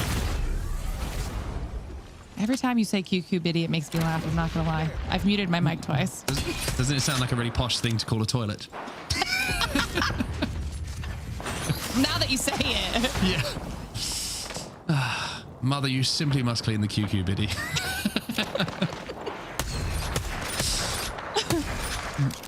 Get a Mad Maggie's opinion on that terminology. See if it flies with her. Meanwhile, Hot Dog Mafia in the now affectionately named Hot Dog Bowl, managing to do well for themselves right now as they have information and sightlines on ZZ, on Nice Guys, Team Inferno, all those teams around them, and no opportunity for anybody to really push in. Yeah, Watson Newcastle going to be about as good a composition to hold that position down as you can get. Exterminators, though, they've lost Naughty. Even though they're sticking the res at the moment, they're going to have to hit the Void Nexus, which is going to take them slightly outside of the zone to reset here long enough to stay alive. LeaveNoWitness are going to hit the respawn beacon themselves to get their extra player back into the game, so they'll be back up to 3. Naughty can actually respond, though, in the kill feed. Not only does he get that knock, but importantly, onto Zilach of LeaveNoWitness gets the finish as well. So they're going to be playing as a 2 once more, having just stuck that res. So many teams started to hear all of that commotion and moved over to the western side. Meanwhile, zone spammers are on the complete opposite end, on the eastern edge. Not really anyone around them that they have to deal with as they're starting to move into the next ring. They do have Oblivion in the general vicinity, but now we're back on board with Sentinels to see exactly what's going on in the fight with LeaveNoWitness, exterminators, even Shopify trying to peek in as Sentinels are starting to deal some serious damage with the 30-30. LeaveNoWitness are eliminated. Yeah, LeaveNoWitness get absolutely destroyed there. Great shots coming in from Sentinels to make sure that kill was theirs. And now they're looking to push themselves, looking to move a little bit closer to the zone. Maybe they've recognized that KP is their way to get points here. Not good shots coming in from Lota, but they're good enough to take the attention away and allow Riley to get that kill. But Jelly's trying to stick this res at the moment, but they're going to queue through. They're going to take this fight, but there's Watson fences down. Carter managing to at least back up just a little bit. Loader with the surviving shred of health. The shield comes out, should give him enough cover to maybe get some cells off here. What a clutch. PK hit so hard. The only thing I can imagine hitting harder in the chest is maybe a bullet train. It just absolutely connected in the way that you want a PK to in those situations. 100 Thieves, remember, who dropped here. Let's check out that way. Over at City Hall. Maybe a little bit of a misread on zone. I think they thought it was pulling a little bit more to the north. Now we're going to have to work their way back in towards the zone. The Exterminator's still alive, but they're taking a little bit more damage themselves. Jelly gets another fence down. These fences have been good enough to keep him in the fight, but it's all up to Naughty now. Sentinels looking to send it through. Exterminators eliminated those Sentinels with more KP. Sentinels really made it their mission to clear out that western side. They've given themselves a little bit of recovery time now to see if they can maybe get reset, as we now get to see what's going on with 100 Thieves on that northern edge of the ring. You can see that portal coming out that'll hopefully get them into a safe space towards the middle as the rest of the squad takes that through, and they have managed to find a little bit of safe area. Well, Newcastle Rampart is going to be good enough to give you any kind of safe area for at least a temporary few seconds to reset. Such an interesting zone, by the way, as we jump back on board with Sentinels. When we saw the map overhead just before this zone closed, teams were kind of scattered absolutely everywhere. No one felt like they were confident just from the lay of the land of where this zone was going to be going. And it's actually now pulling towards the likes of Oblivion and Nice Guys.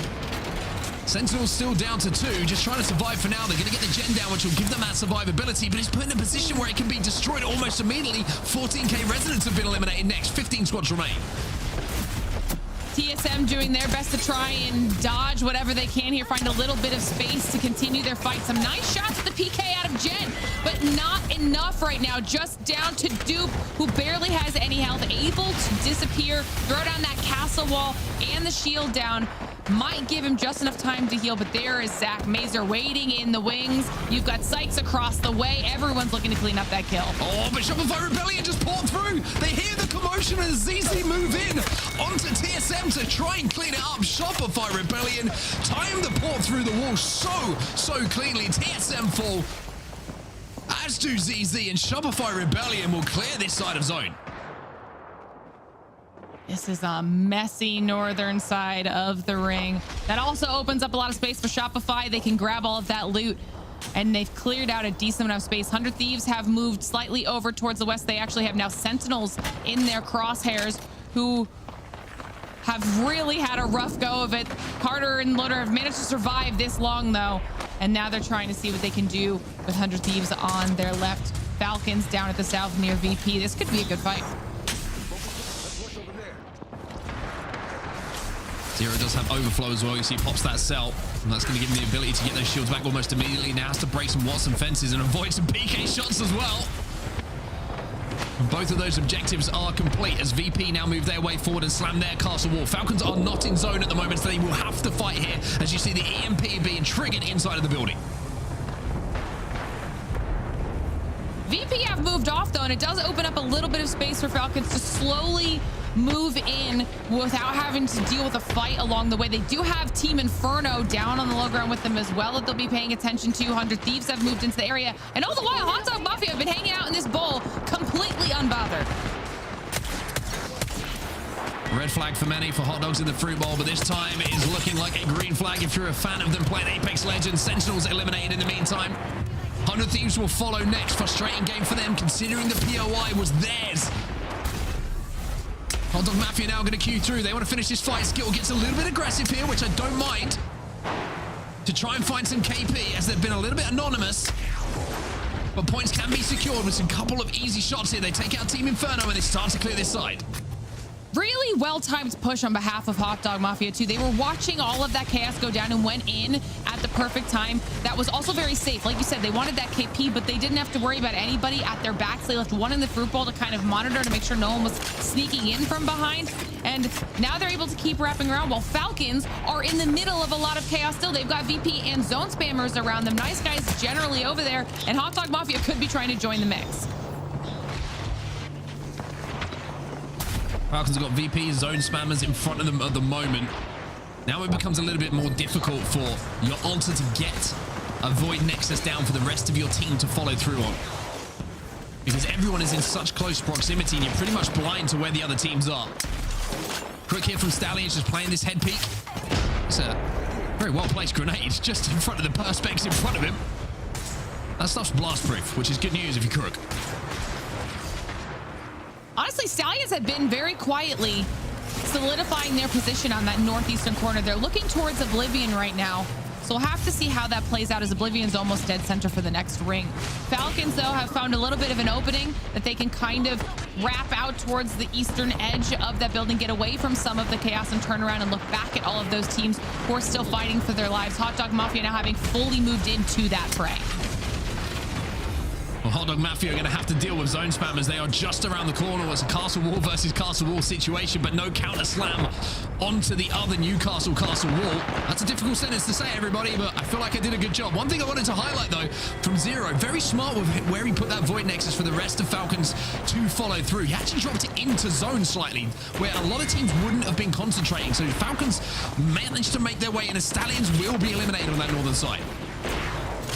3 teams were on the top, and we had 5 down here on this southern side. Stallions means being down means Star Shopify and Oblivion are live up top, and Hot Dog Mafia are still surviving down here right now, trying to use this hedge for a little bit of cover, but as they get collapsed on, everyone starts dying. You've got VP out as well. Skittlecakes trying to keep everything alive with the PK, might be able to do it. And Skittlecakes is dancing right now. He's trying not to get involved until he really has to, and almost pulls off yet another brilliant PK play. Hot Dog Mafia, though, will be eliminated. It's top 5 for them. Nice Guys go down next. And it's Oblivion, who now start to move in and collapse on some of this damage. But Monsoon, he gets picked off. Oblivion were holding the top. They're doing such a good job of trying to survive. Even near Shopify zone spammers, though, creating a lot of problems for them. Blinkster down. Oblivion wins. Sorry's not down. Surviving there at the end. I thought they were going to trade those PK shots. What a clutch on behalf of Oblivion. Yeah, beautiful stuff from Oblivion in the final moments. Attempts at the res that came in that bought some time, and then just big shots around the knockdown shields to close it out. But what an interesting zone that one was. I've got to say, I watched a lot of Apex Legends. You know what I'm like. I'm a bit weird when it comes to watching Apex Legends. And that is an end zone that I haven't seen in quite some time. Usually, a lot of those zones will either pull up to Falcons' original position on that high ground, or 100 Thieves, it pulls a little bit further to the western side of City Hall. But that one, bang center of City Hall. Not a lot of teams read that one. And it's Oblivion, in the end, who come out with a win. 8 KP alongside the 12 points. That's going to be 20 points overall for them. I really want to go back and watch it too, because Shopify was up north with Oblivion that whole time, and how they didn't end up fighting each other, how zone spammers and Shopify go down first as opposed to Oblivion and Shopify fighting with zone spammers alone down on the side. That was an insane final circle. I think everybody was trying to figure out how to navigate within that space just as much as we were trying to figure out watching it. I mean, amazing damage coming in from Shopify Rebellion, though. I mean, you're looking at the numbers that are coming in here. Koiful, 7 kills to him, 2.4k damage. Zainu, 2 kills but 4 assists, over 2k damage as well. You compare that to the rest of the players on the two teams, either side of them in first and third. The next closest is Blinkster, 1.4k, but nobody else breaking 1k. That's how impressive Shopify Rebellion were in that game number 2. They were really owning that northern half. It's going to pay off for them here as well so far in the series results, putting them now all the way up in second place, only 4 points behind Hot Dog Mafia after their nice performance. And honestly, a lot of consistency across the board for Oblivion here as well. And look at the KP on Team Inferno. I wanted to give them the shout out after match 1. They're aggressive again here in match 2. And almost no place of points to show for it, but the KP alone's keeping them up in the top 5 discussion. Yeah, I mean, you look at the flip side of that. You look at Falcons' points. They've only got 3 KP in 2 games, but they've been, I think they were second in the first game, and they were certainly close to the top 5 in that game number 2. So a tale of 2 different ways to gather points, but they all add up at the end of the day. I don't know what is in the water today for our matches, but I'm enjoying it. We're only 2 in, though. We still have 4 more left on the day, 1 more left on E-District, and we'll be getting into all of that action and more when we return.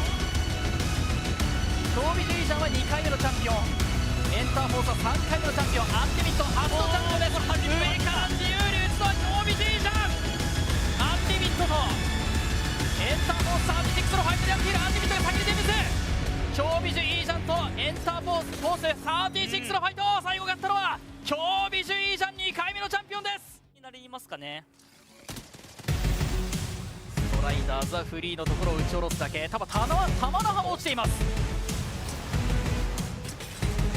さあホワイトグリムリーパーとドスコインパクトのファイトになりました。ホワイトグリムリーパーが先に倒れます。そうなってくるとストライダーズ圧倒的有利は変わりそうだ。残りは3分台。ミーティア10キル。ミーティアがフェロバリケードで一旦耐えるポジションを作りました。一番フリーですよ今ミーティア。 TI かリードローラーか、それともミーティアか。 TI 以下では3回目のチャンピオン、リードローラー2回目、ミーティアは初めてのチャンピオンに輝きます。勝ったのはミーティア。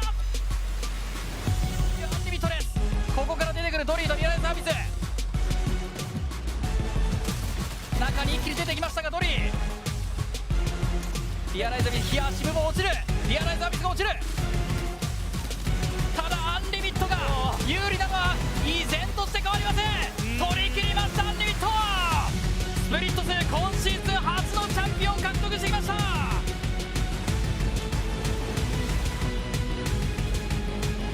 B がそのブロッキーを落として入ってるが TIE が先に倒れました。残りはローソンチケットと倒しきりましたアルベブ。シーズンでは3度目のチャンピオン獲得。最終戦チャンピオン獲得順位を大きく伸ばしていきます。6戦目本日。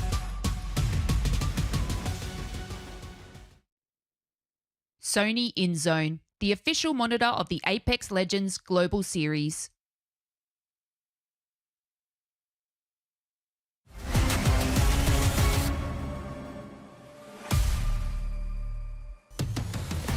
Back again, everyone. We haven't gone too far. Don't worry, we hope you haven't as well. 2 games done here in the Americas on this match day. Onset and Gaskin here to talk through game number 3, the final one on E-District. Dan, that was a very interesting zone for me. That's not one I've seen in quite some time, as we'll take a look back on this final circle.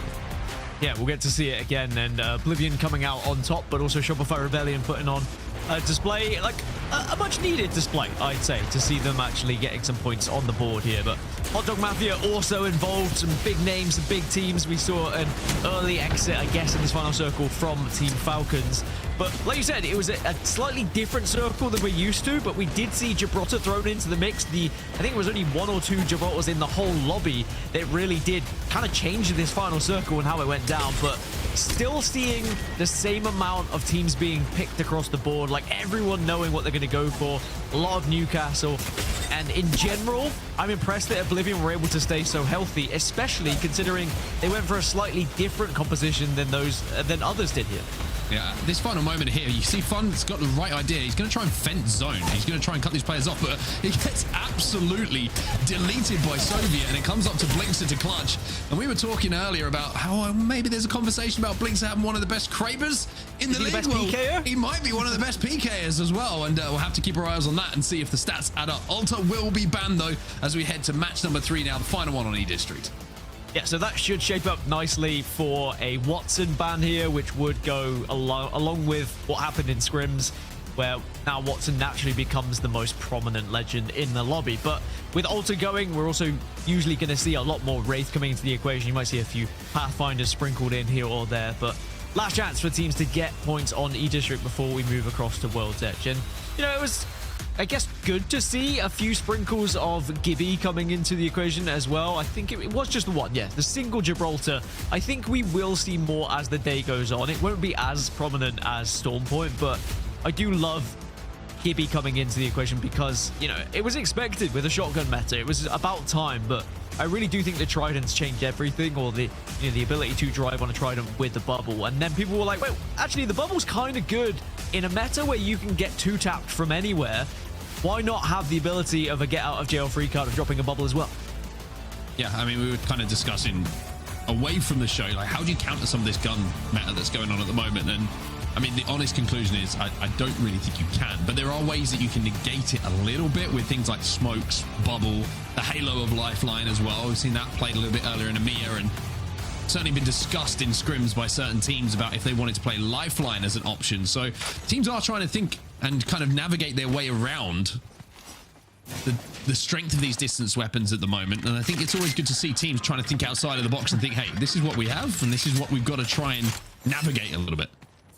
So it's not definitely a Watson ban. I'll have to double check. I think it is going to be a Watson ban. Okay, so Watson and Wraith are tied, by the way, 19 across the board for both of them, and then 18 Newcastle. So we have 17 of exactly the same composition. Again, the Americas really very much are in sync here and know exactly what to be banning. Yeah, oh, no one really differing from the norm, and even that one Gibraltar has disappeared. We don't even have the Gibby for this match 3. We do have 2 Cryptos, a single Ash, and a Rampart, though. But yeah, very much even across the board. But with Watson being picked more than Wraith across matches 1 and 2, it's going to be Watson banned going into this next one. The Americas once again proven if they were to go to a nice restaurant, they would order fries with no sauce.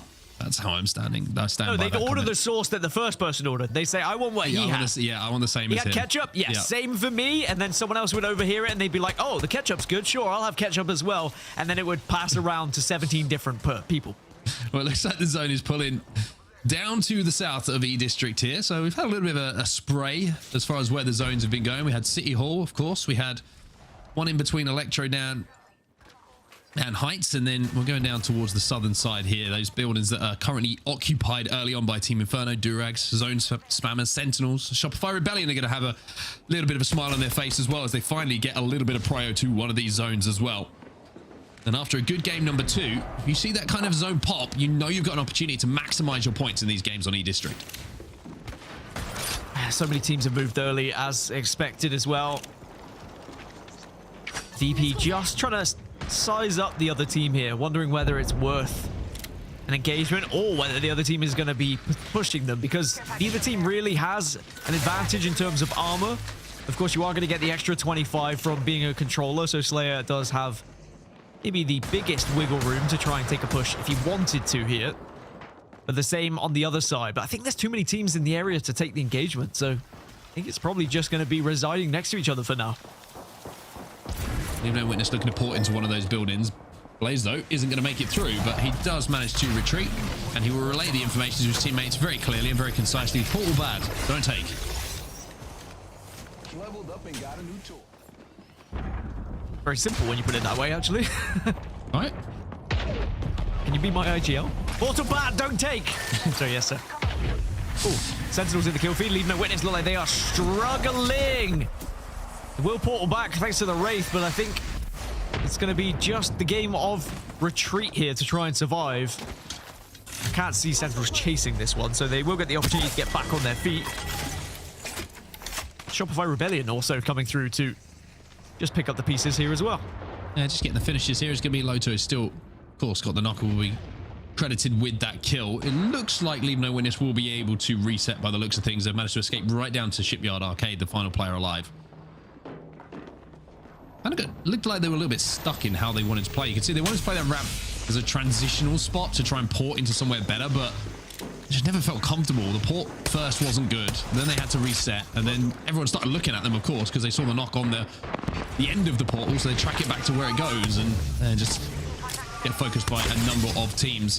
153 from Sykes, but not without response. Panic trying to close the gap a little bit, and yeah, Zach Mazer says, don't fancy that one. Back I go. A little bit uncomfortable, but Zach also played an important part in Sykes staying alive there as well.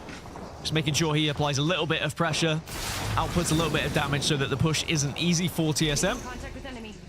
And then they'll just go back now to residing next to each other and being happy. And there's another castle wall to drop down as well. Heavily expecting Newcastle to be the next band, by the way, after this one, with how things have been going thus far today.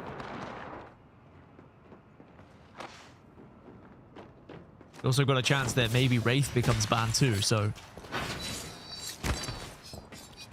It is strange how it's been so different between EMEA and North America when it comes to legend selection as well. I don't know if it's just that the quality is slightly elevated when you get to Americas, or whether in EMEA they're just a bit braver to try something different. It's always been the case where EMEA has been more willing historically to try something, so to speak. The reasons are behind that, and I'm not sure, but that shot from Imperial House, he's hiding in the bushes, and that one, oh my good, if Hal would have hit that final shot, you would have felt for Panic, and having hit that shot, Hal wants this kill. Panic is living up to his name right now, and understandably so, but he's going to hit the Q, jump into the void, and somehow manage to escape, at least temporarily. Still hunting. Finally, there is the cover fire that was so desperately needed just to force Hal back there, but Falcons on full purples. Technically, Hal on red. They were looking to try and take advantage of having such incredible armor at this stage. Now, we're going to see where this zone is going to be shifting.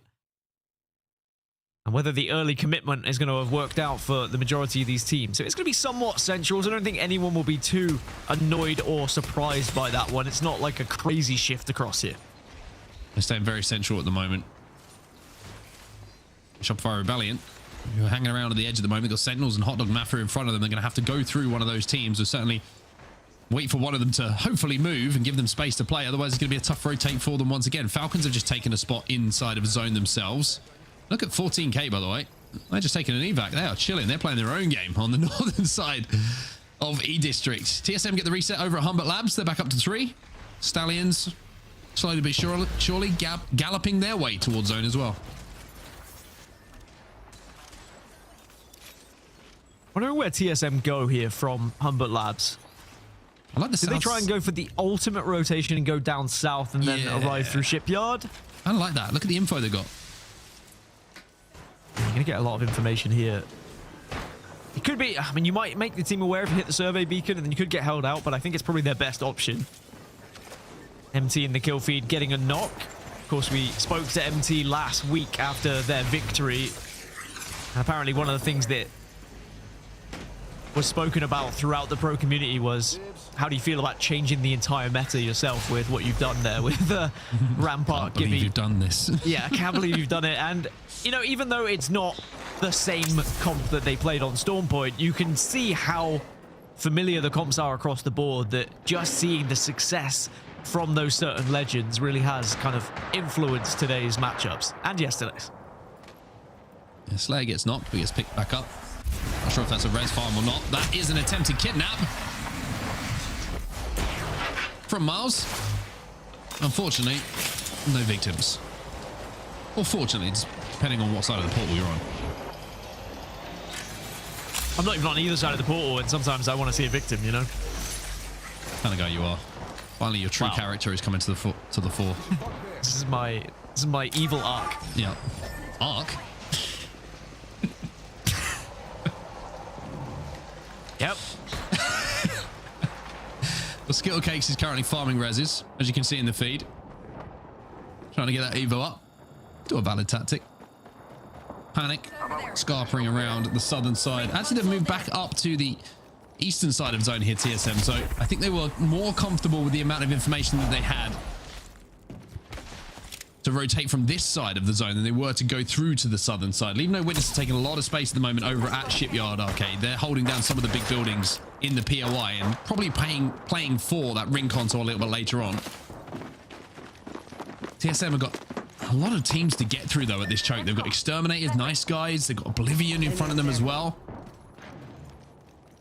It looks like TSM are actually going to wrap a little bit further north themselves, but you're seeing the difficulty now of getting into a zone from the point of view of TSM and how tough it can be.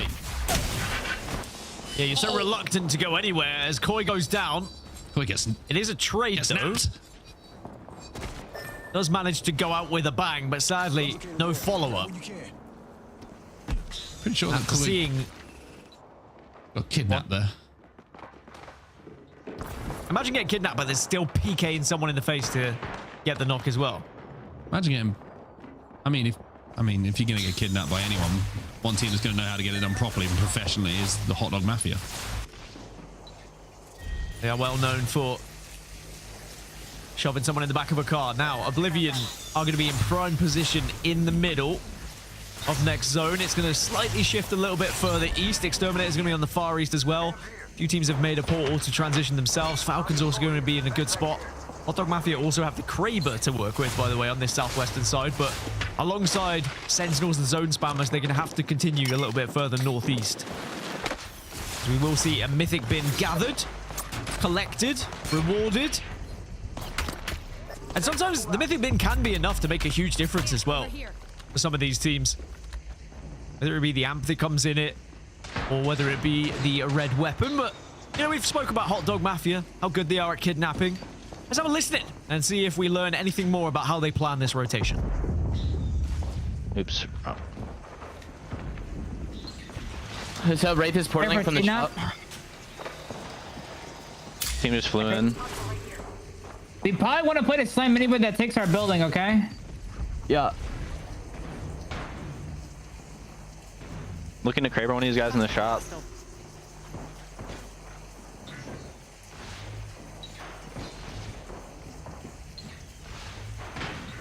I'm gonna get knocked here. They took their portal.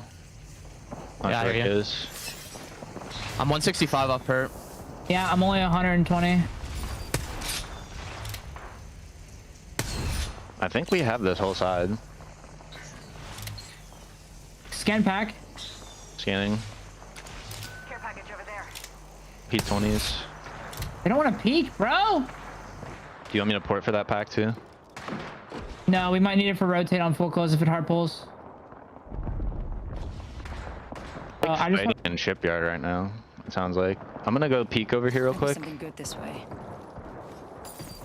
So Hot Dog Mafia, it's all about keeping your head on a swivel for these gentlemen at the moment, just trying to work out where everyone is and waiting for that zone pull to decide what their next move is going to be. Yeah, the zone pull waiting to create a little bit of gunfire on this map as well. Still 20 squads left, 60 players alive. No one has been taken out of this game, but that might change shortly. Everyone who has been taken out has been revived back in. There will be the initial knock there from Koiful. Shopify Rebellion are going to have to go through LeaveNoWitness with Hot Dog Mafia potentially behind them. There's actually one player scouting from Hot Dog Mafia behind Shopify at the moment. And he's been able to do a little bit of damage onto Zap. Be careful they don't get pinched here, Shopify Rebellion. Like you say, that solo player just overextending. The rest of Hot Dog Mafia are alive. I had to be careful in that situation. Shopify Rebellion, I don't think they were expecting that. And all of a sudden, Zap decides it's time to get some fences down.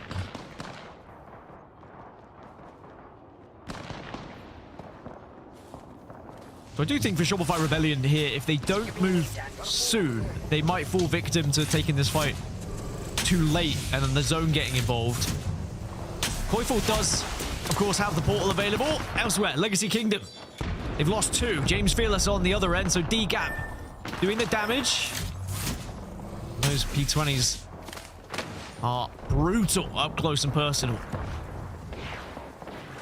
Well, here's the port from Shopify Rebellion. Look at where this zone is pulling. Actually pulling kind of center once again. 14k, Oblivion going to be safe. Falcons are kind of playing under the bridge at the moment, or on the bridge, I should say. VP alongside them. Zone spammers have been eliminated. The action's about to pick up here.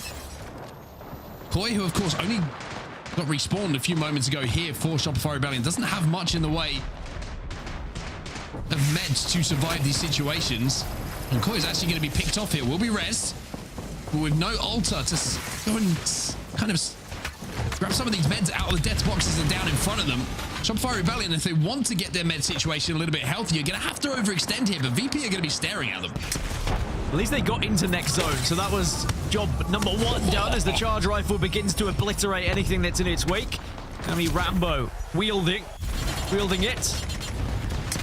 So Mafia are somewhat safe here, but they might need to fight their way out into this position, and that's exactly what's happening here.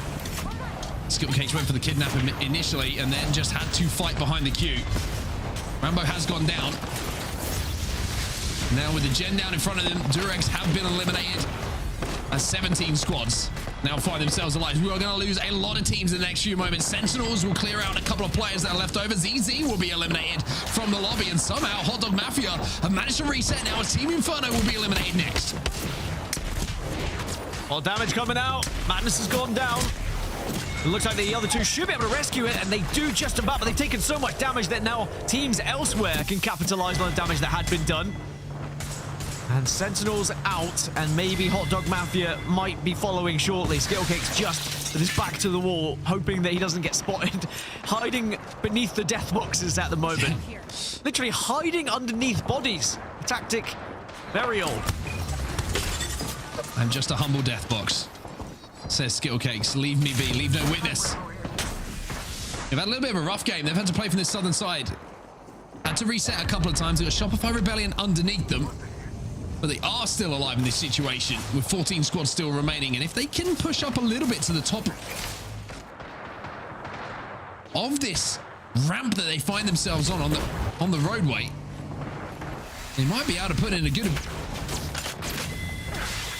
placement point position here. Skittlecake's still staying alive, by the way. He dropped a couple of armor swaps and leave no witness from distance. Finish off that player while he was in the void. And Skittlecakes now says, boys, come join the party, and there's death boxes galore for you to grab on your way down. It's gonna be raining hot dogs shortly, and everyone better be prepared.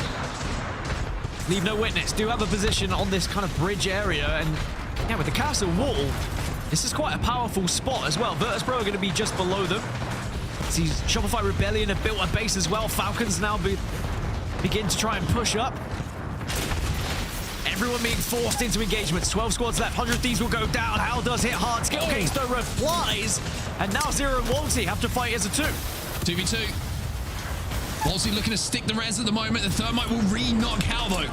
Hot Dog Mafia have been eliminated because LeaveNoWitness see this fight taking place and are trying to pick up some of the KP. Falcons have managed to reset though momentarily. LeaveNoWitness are out of there. They go back to their comfortable spot on the south. So we've got 11 squads in our final circle. An insane game. Certainly a slow burner, but now it's about to explode in these last circle with 40 seconds before things start to close in. Damage being done from a distance. Again, that 30-30 hitting hard. I felt like Falcons were under duress initially, but then Hal with some great shots from the 30-30 has changed the tide of this fight. LeaveNoWitness now on the defensive. Falcons looking to be more aggressive. Zero looking to destroy that castle wall with his charge rifle. Actually, Falcons taking a good position at the moment, really spreading themselves to try and ensure no one's going to be arriving from any angle, and have been able to force that team away, as you mentioned. They look down below, they check their corners, and they do actually spot a team just around said corner. And it's about just doing enough damage and showing enough presence to keep them away at the moment. Quick will just overextend a little bit here to get Shopify Rebellion somewhere into this zone. The castle wall slam will go down, but a Skynade could be a problem, but it should be eaten up by that castle wall. Jen now goes down, but Koi has also found himself a victim of gravity. He will fall here. 10 squads remaining. The action is really starting to ramp up now. Newcastle's worth their weight in gold at the moment, but also if you're a Watson player, you need to be quick with those fences, and especially getting that gen down as well to protect you. VP using the Newcastle shield at the moment just to walk up, and now the castle wall comes out, and this is where using that PK, getting that castle wall back could be massive for your chances in this final circle. Shopify Rebellion just playing behind this castle wall, praying they don't get focused. VP will be eliminated. Zainu with a beautiful choke shot to clip the wings of MT. The former IGL feeling the wrath of his former fragger. Team's so close, and so many fences as well. There is still a crypto team left. EMP could certainly change things going into this. And speak of the devil, wham bam, thank you ma'am. EMP comes through, and that will allow them just to press up a little bit. Does some damage to a lot of the shields that were being used by teams. There's now 8 squads remaining. I wonder if that EMP actually got destroyed before it fully went up, because the fences have stayed up. Bonsu now looking to slam. This is going to be a fall from the top rope. Jeff Harding swanton bomb. Monsoon slams into a corner for Oblivion.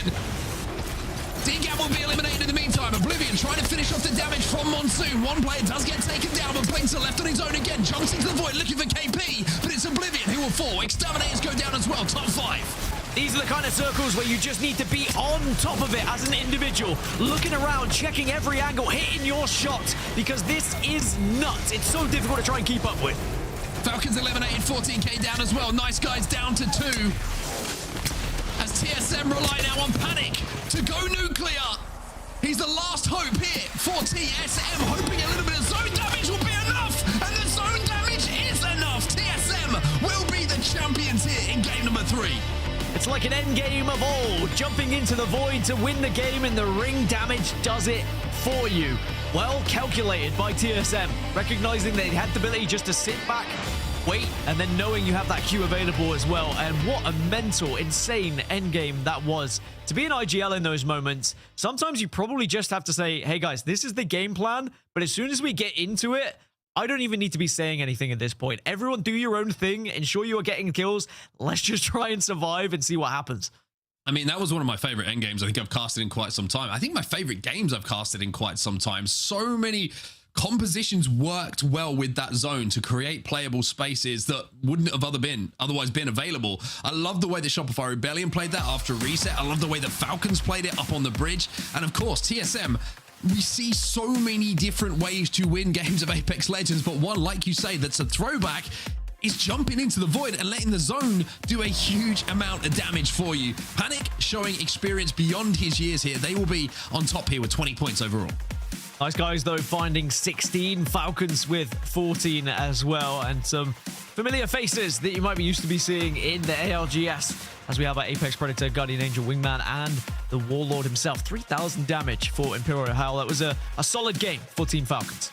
Yeah, very, very good indeed from all of the players, and very good from Panic of TSM. And we'll take a look at some of those statistics from Team Solo Mid as well. By the way, 3.1k damage coming out of Howl. I think we're just not quite giving that the line it deserves. As you can see, the total damage for TSM is just around that. 5 assists overall, but 8 kills overall in the lobby. First, the most important one, and of course, the points alongside it. Very, very impressive stuff from TSM. As now, Dan, we'll take a look at the series results. Yeah, how the series is looking. Hot Dog Mafia still on top, but it is very close.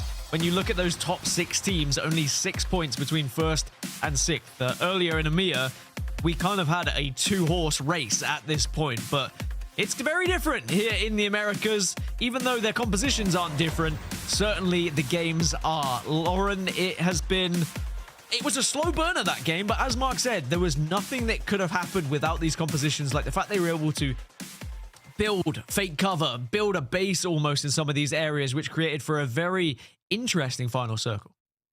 Yeah, I feel like these games are getting spicier the more we get into the split, and I don't know. I'm really enjoying what our teams are able to figure out in all of these final circle situations, because it's creating both, like you guys both mentioned, nostalgia on one side of things, but we're also getting so many new things added into the meta, whether that's, people trying out new legends, just new play styles. I am so on board. And now we're done with E-District. We're going to have to be looking towards World's Edge to see what they can kind of bring to the table, also considering all of those legend bans that we've had so far along the way. But of course, before we change our maps, let's do a little bit of a halftime show, because we have a couple things to update you all on at home on what you might have missed across our other regions. Obviously, it's not just Americas or EMEA that we've got going on in Split 2 right now.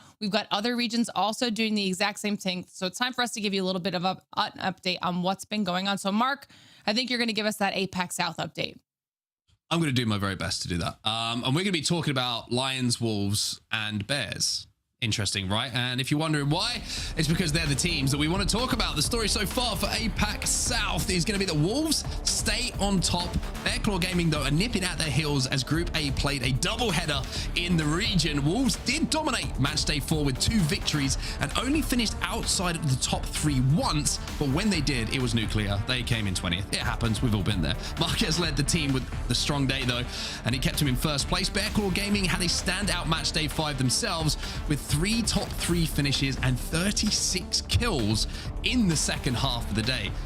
LYMO himself had a great day with 20 of the team's 41 kills going to him, and he led the team in damage as well. No surprise. When you get that many kills, it's not surprised to see you getting that much damage as well. That consistency led the squad to Bearclaw their way up 4 places. Yeah, you like that, everyone? To second in the league, with Genji not that far behind. They're still a key team to watch, of course, very much in contention for top 3. And if you're enjoying APAC South, if you want to keep up to date with the regions ahead of course Sapporo, then round 2B versus C will conclude on September 26th. So make sure to tune in and catch all of that action. This is how things look in the overalls at the moment for the region. Wolves still on top with 82 points, and a little bit of a gap developing between them and Bearclaw Gaming and Genji just in behind. All right, Dan, talk to me a little bit about APAC North as well, because that's only 50% of our APAC regions. It is. We have to go to the northern side, and we had very interesting double header as well. Enterforce 36, they took the lead in the standings after a very consistent showing. It was Group A that had the double header as well in match days 4 and 5. It was Unlimited and DI. They weren't too far behind what happened for Enterforce 36, but maybe they will be playing catch up because Enterforce 36 had such an impressive couple of match days. Now, DI did clutch up on match day 4 with 2 late match wins on maps 4 and 6. But then Chico Chando led the way for the team with 14 kills, 6 assists as they went on to win the series by 1 point over Reignite. Now, match day 5 was the story of Unlimit. All of them had massive days as the team produced 10 more kills and 11,000 more damage than the next best team, all while they were finishing consistently with a win, 3 top 4s, and a top 10. Now, we seem to have a lot more teams finding their footing in this region, and looking for some consistency heading into the next match days. APAC North is certainly impressing us, and it'll be back in action on September 27th. E36 now have a 17-point lead at the top here, Glitter.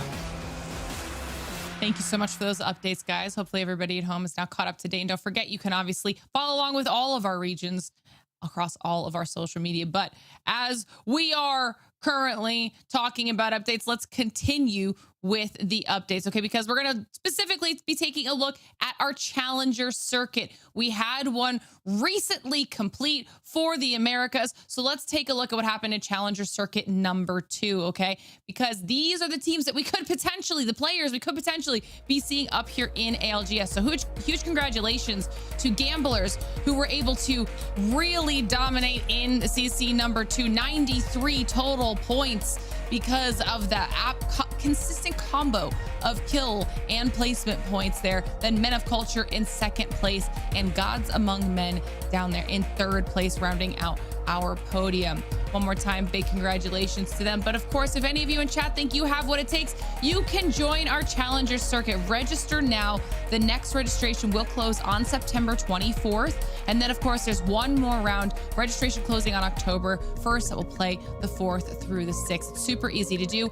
All you have to do is head on over to battlefy.com/ALGS, make a profile, find a team, get yourself signed up to compete in our Challenger circuits, because so many of our talent have come from the Challenger circuit. So you could be the next ALGS star. So that is what you might have missed. And now that you are fully updated on everything that has happened in those other regions, we should probably update you on some cool merch that we have coming your way, because we have some limited drops that have just arrived in the Play Apex shop, and you do not want to miss out on any of them. While you're there, be sure to sign up for notifications, because there are some limited edition encoded Nessie shirts available on September 16th. And rumor has it, there will be a launch discount promo for a short time. But of course, if you don't want to wait until then, don't worry, I have you covered, okay? All you have to do is go follow at Play Apex Esports on Instagram or TikTok, our 2 newest social medias, and make sure you use the hashtag giveaway on the post with this exact encoded Nessie t-shirt that you see on the screen for your chance to win your very own. And this does end on September 15th, so make sure you're on that social media, following us, doing the hashtag, and getting your potential free stuff. All right. And we've got a couple of those coming up around the corner. We've done some in the past. So if you're on social media, you won't miss any of them. Now, we talked about this in EMEA earlier today. Let's touch on it now as we're waiting for our players to get loaded into the lobby for the next match, because we do have a patch coming up around the corner here, Dan. I think a lot of people are excited for what this could potentially do for the meta.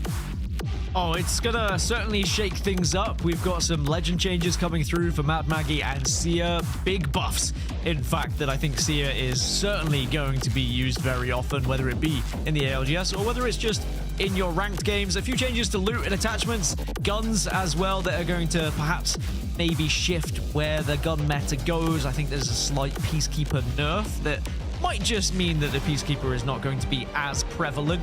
But yeah, I'm excited to see how the game and how the meta looks after these changes coming next week. I mean, and we've already seen EMEA even starting to bring in the likes of Mad Maggie here, Mark. Do you think that the changes to her will make her even more viable than what we've seen so far? Yeah, for sure, especially if we continue with the meta, which is very defensive, because that riot drill, you know, is going to be very, very effective against some of that cover. You look at the likes, you know, the Wrecking Ball is going to be improved as well. You can see that that has been improved. So all of these little things is going to make her much more viable when it comes to what you're looking at in your composition. And if it's being played now, like you said, in EMEA, maybe just kind of feeling her out, seeing how it works with the composition before the buffs come in. Wouldn't be surprised to see her pick for sure. Love it. I love it. We'll probably get even more versatility out of our legend pool, at least after this next patch. So everybody in chat, when that goes through Play the Game, give us your thoughts. How are you feeling about the changes? I know that Graceful was definitely excited for some of those gun changes as well. But match number 4 sounds like it's about to get ready. Mark, we're going to send you on a break for now so you can rest and relax. Enjoy watching the first World's Edge match. That's so nice of you and polite to say goodbye, Dan. Thank you for that. You're welcome. I don't usually say goodbye. He usually just leaves me. And there's, in general, it could be after a show day, he's just gone. He just disappears and it makes me very sad. But I am excited though for match 4 because it means we get a fresh new map. We've got World's Edge on our screens and we also have got maybe a fresh new composition because Watson is going to be banned. Now, the Americas have not really strayed away from the norm here. They have been in pretty much agreement where we've had 16 or 17 of the same composition every single game thus far. Does that change here on World's Edge? That's the real question. You know, we saw it yesterday as well. They started off very rigid in their Legends selection, and as obviously the bans come through, people started to have a little bit more option, more versatility. So it'll be exciting to see what these teams are planning here as we get to take a look at these World's Edge POI drafts. Interesting to say the least. Anything that's jumping out at you here?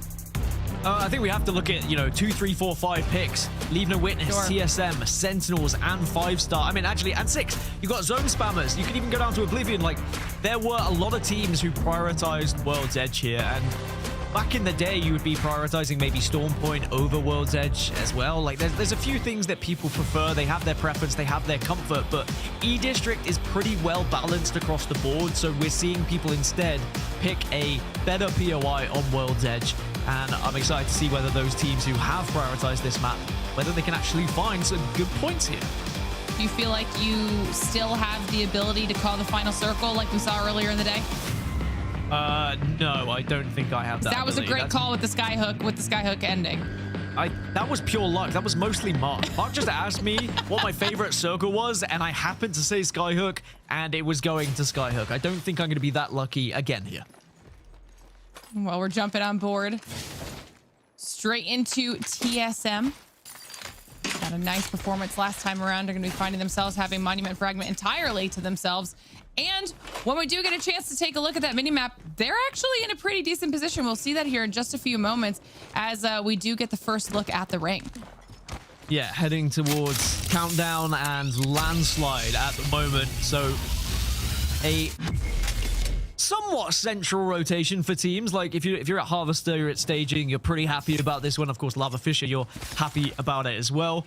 I'll touch upon the compositions as I always do. Newcastle is going to be banned here. 17 Newcastle, 16 Rampart, 14 Wraith. So we've got 13 of the same teams, but we are seeing a few more teams stray away from the norm. We've got 4 Ashes, 2 Sparrows, Fuse, Catalyst, Gibraltar, Crypto, and Pathfinder. So we're seeing a few more names and a few more faces starting to be included here in the selection as Exterminators just escaping that gunfire. And probably a good reason, because they are going to be able to stay here in Landslide for quite a little bit if they would like to. But it depends whether they want to move a little bit further north towards Countdown, expecting this one to shift into that northwest. Yeah, and as our squads are starting their early rotations here, we'll get an idea of where a lot of them think this is going to be pulling. You could see Team Falcons having just moved in on that northwestern edge there. Shopify making quick work of getting through as well, right over by TSM in that choke. Honestly, I was worried that for a second, VP, Oblivion, Exterminators, Durags all might kind of go at it. And as I say that, I think that might be what's starting to pop off in Countdown. Honestly, I'm not worried about it. I encourage it. I want to see some early game scraps as well. I want to see people fight tooth and nail. Last game, we barely saw any early fights here. And maybe that's because of the kind of compositions we saw. A lot of Watson makes it hard to engage, and whilst there is still the ability now to use Rampart, to use Newcastle to escape, there is still an option for early fights and maybe a little bit easier to push up on rather than trying to get through Watson doors, for example, which does feel impossible without the right counters. But as I say that, the teams back away. They're not going to take the fight, and they are going to play this one smart. We had 11 teams left in the final circle last time. Maybe we can break that and go a little bit further here on World's Edge. It is going to be Newcastle bound, though, so I'm excited to see what happens in matches 5 and 6. Without that castle wall being able to give you the cover, Rampart suddenly is going to have to be the person you rely on to be making cover as well, which requires a little bit more skill than just the Rampart, than just the Newcastle castle wall, I'd say, but still going to see a lot of deployable cover becoming very important here. Gibraltar probably comes into the equation again as well afterwards, but yeah, this is going to be another game where everyone's trying to force their way close towards zone, building a little bit of cover, holding down, locking down that location, and then waiting for people to arrive. I can't believe you asked for more than 11 teams in the final circle. I would Unhinged. give me 20 teams in the final circle if it was Unhinged. possible. I don't think there's enough space on the map, but it would be an insane game to cover. You'd barely be able to cast it. You wouldn't even know what's going on. That's all right. That's all on you. I'll let you do it. I mean, I just sit back and say, hey, I'm the color commentator here. I'll let the play-by-play do the job. So hopefully you won't go too cross-eyed trying to read what's happening if there is too many. I mean, this is Mark's job. Where's Mark? Let's get Mark in. Let's get Mark back in. Where's Mark? We're both just panicking when it comes to the final circle. But yeah, I don't think we'll have quite that many teams. And fingers crossed, we'll be able to track it accordingly. But at the moment, people just more than happy to plan their rotations accordingly around any harvesters, any ring consoles, any survey beacons that they can hit as usual. I mean, we've only got, what, 4 teams outside of this zone already, and they're all far enough away that they're not really going to be fighting at the moment, and most of the engagements that are happening is just poke damage. Stallions maybe might encourage a little bit of a scrap here if they do force their way in through this portal. Never mind. Yeah, I think the only person we saw get knocked was James Fearless. And DGAP did instantly get back up. Alb comes out of the portal and instantly gets punished for it. Decides to back off, not risk it. Ooh, that was close. Finding a little bit of safety there, too. Yeah, just a slither of HP.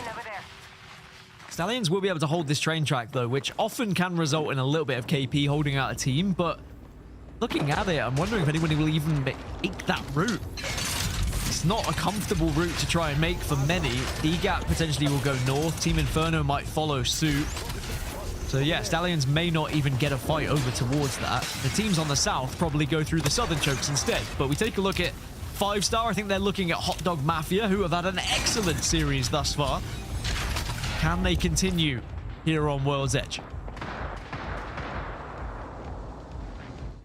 They both have a decent position, though, right on the edge of that next ring. So as I say that, though, 5-star does move in a little bit further. You can see some shots coming out of Hot Dog Mafia, likely in response to 5-star moving much closer to their position right in Lava Fissure. And as we get to see where the next ring is going to shift, I feel like this is just exactly what you wanted. This is the type of chaos you wanted. Give it to me. Give me the chaos. I want to see teams sweat and have to think about all these different things that come into the equation when you are going to be in these final circles or even just late game circles. Now, this circle is not going to give us 20 teams still alive. We know that, but look at Zone Spammer. we are going to see a lot of fights happening in the mid to late game here where there's just going to be no space left. And I'd like to see how teams navigate that. Like, do you try and take that fight? Do you take it aggressively? Do you try and go over? Do you try and go round? What legends do you have to try and actually give you an opportunity in this one as well? We've got still a lot of wraiths that are going to be able to give you portals. And we might get an endgame where, you know, you're jumping into the void again to try and survive here. So it's something you have to bear in mind when we get to those final moments. Is, are we going to be going up against a wraith? Do we have a wraith ourselves? Should we plan to keep one teammate back in the zone so that they can come in and queue? A lot of things you have to consider. Okay, this was my question. I was wondering where the ring console was in the area, which teams had access to it because of how tightly compacted the circle already is, and also noticing zone spammers taking their time, specifically trying to get that information in the ring right now and waiting before they make their rotation into the next circle, seeing if they can figure it out, because so many people moved in early. There's only so many ring consoles that people will have access to, so everybody else is just going to be praying that they've picked the right building. Meanwhile, Hot Dog Mafia spread across Mirage Trois. This is going to be a kind of a crazy collapse for a lot of these squads. We did see 5-star hit the beacon as well, so they have the information, and now they've kind of continued to shift in. I was wondering whether 5-star would have stayed and looked for console information for the next circle, because if anyone can get console information for the circle afterwards, they will get the biggest advantage in terms of knowing where this zone shifts. But at the same time, because there's so many teams alive, you'll still be a disadvantage because there will already be teams in that area. So you're damned if you do, damned if you don't, really, if you're this late into finding your way into the zone. Especially because no one's really fighting. You can't capitalize on being on the edge at the moment. And we are seeing teams struggle to do that. You eventually just try and force yourself in, whether it be through an evac tower, whether it be trying to castle wall and brute force your way in as well. But sometimes you can last for almost what feels like the entire game, but then you are out with no points altogether.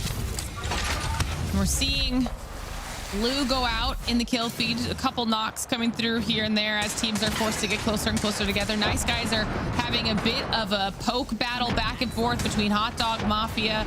They're moving in towards Legacy Kingdom, and now we get to see what's going on with Zone Spammers up on the north side. They've pushed straight into Team Inferno. Inferno right underneath them. I think Inferno are aware of this, but and yes, they are. That's why you see the counter EMP arrive. Zone Spammers drop down, and Wi-Fi's taking so much damage, and suddenly Inferno have spun this one around in their favor, and it looks like they're going to be able to win this one. They take out the Zone Spammers, but now Shopify Rebellion pushing in. Let's jump into a listening with SR. That's one guy. He's invis. Break down, so he can come. I can hear him. Give me 2 seconds. Look around, guys. There's the comms.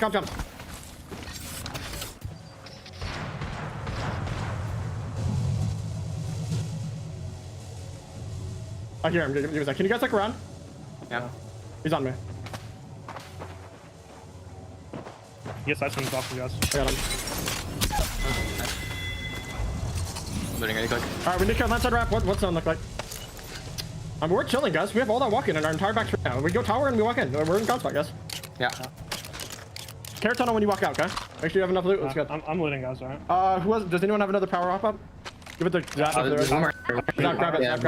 it. You should grab it. I have one. I'm dropping limit blast. Alright, can we all push together? Koi, you're gonna go tower, start setting up. Me and Koi or me and Zap will hold tower, right? Okay. Yeah. Good check. Okay, we need to hold them. If I need a bubby, let you know. Careful. The ramp all done. Can you try to cross, Koi, and start setting up tower? Exactly, brother. Run out there. Yeah, Koi, can you cross and just start setting up tower? Going. I'm playing right, alright? Look at them for me. I think they turned around. They're not here. Okay. Nice, we're chilling. Alright, how much space do we have? Yeah, we have all that, bro. We're chilling. Evac. Yep.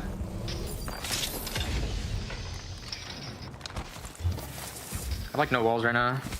I'm on 5.4, right? I'm getting like hard focused in tower. I was worried when we first joined the listening because they asked for comms and went completely quiet to try and find the crypto, but they did find said crypto, and then they could continue planning their rotation. They spotted ZZ coming through the vault tunnel. They were able to force them away, and it looks like Shopify Rebellion should be able to get into zone. Elsewhere, Hot Dog Mafia looking to try and force their way in on the southwest here.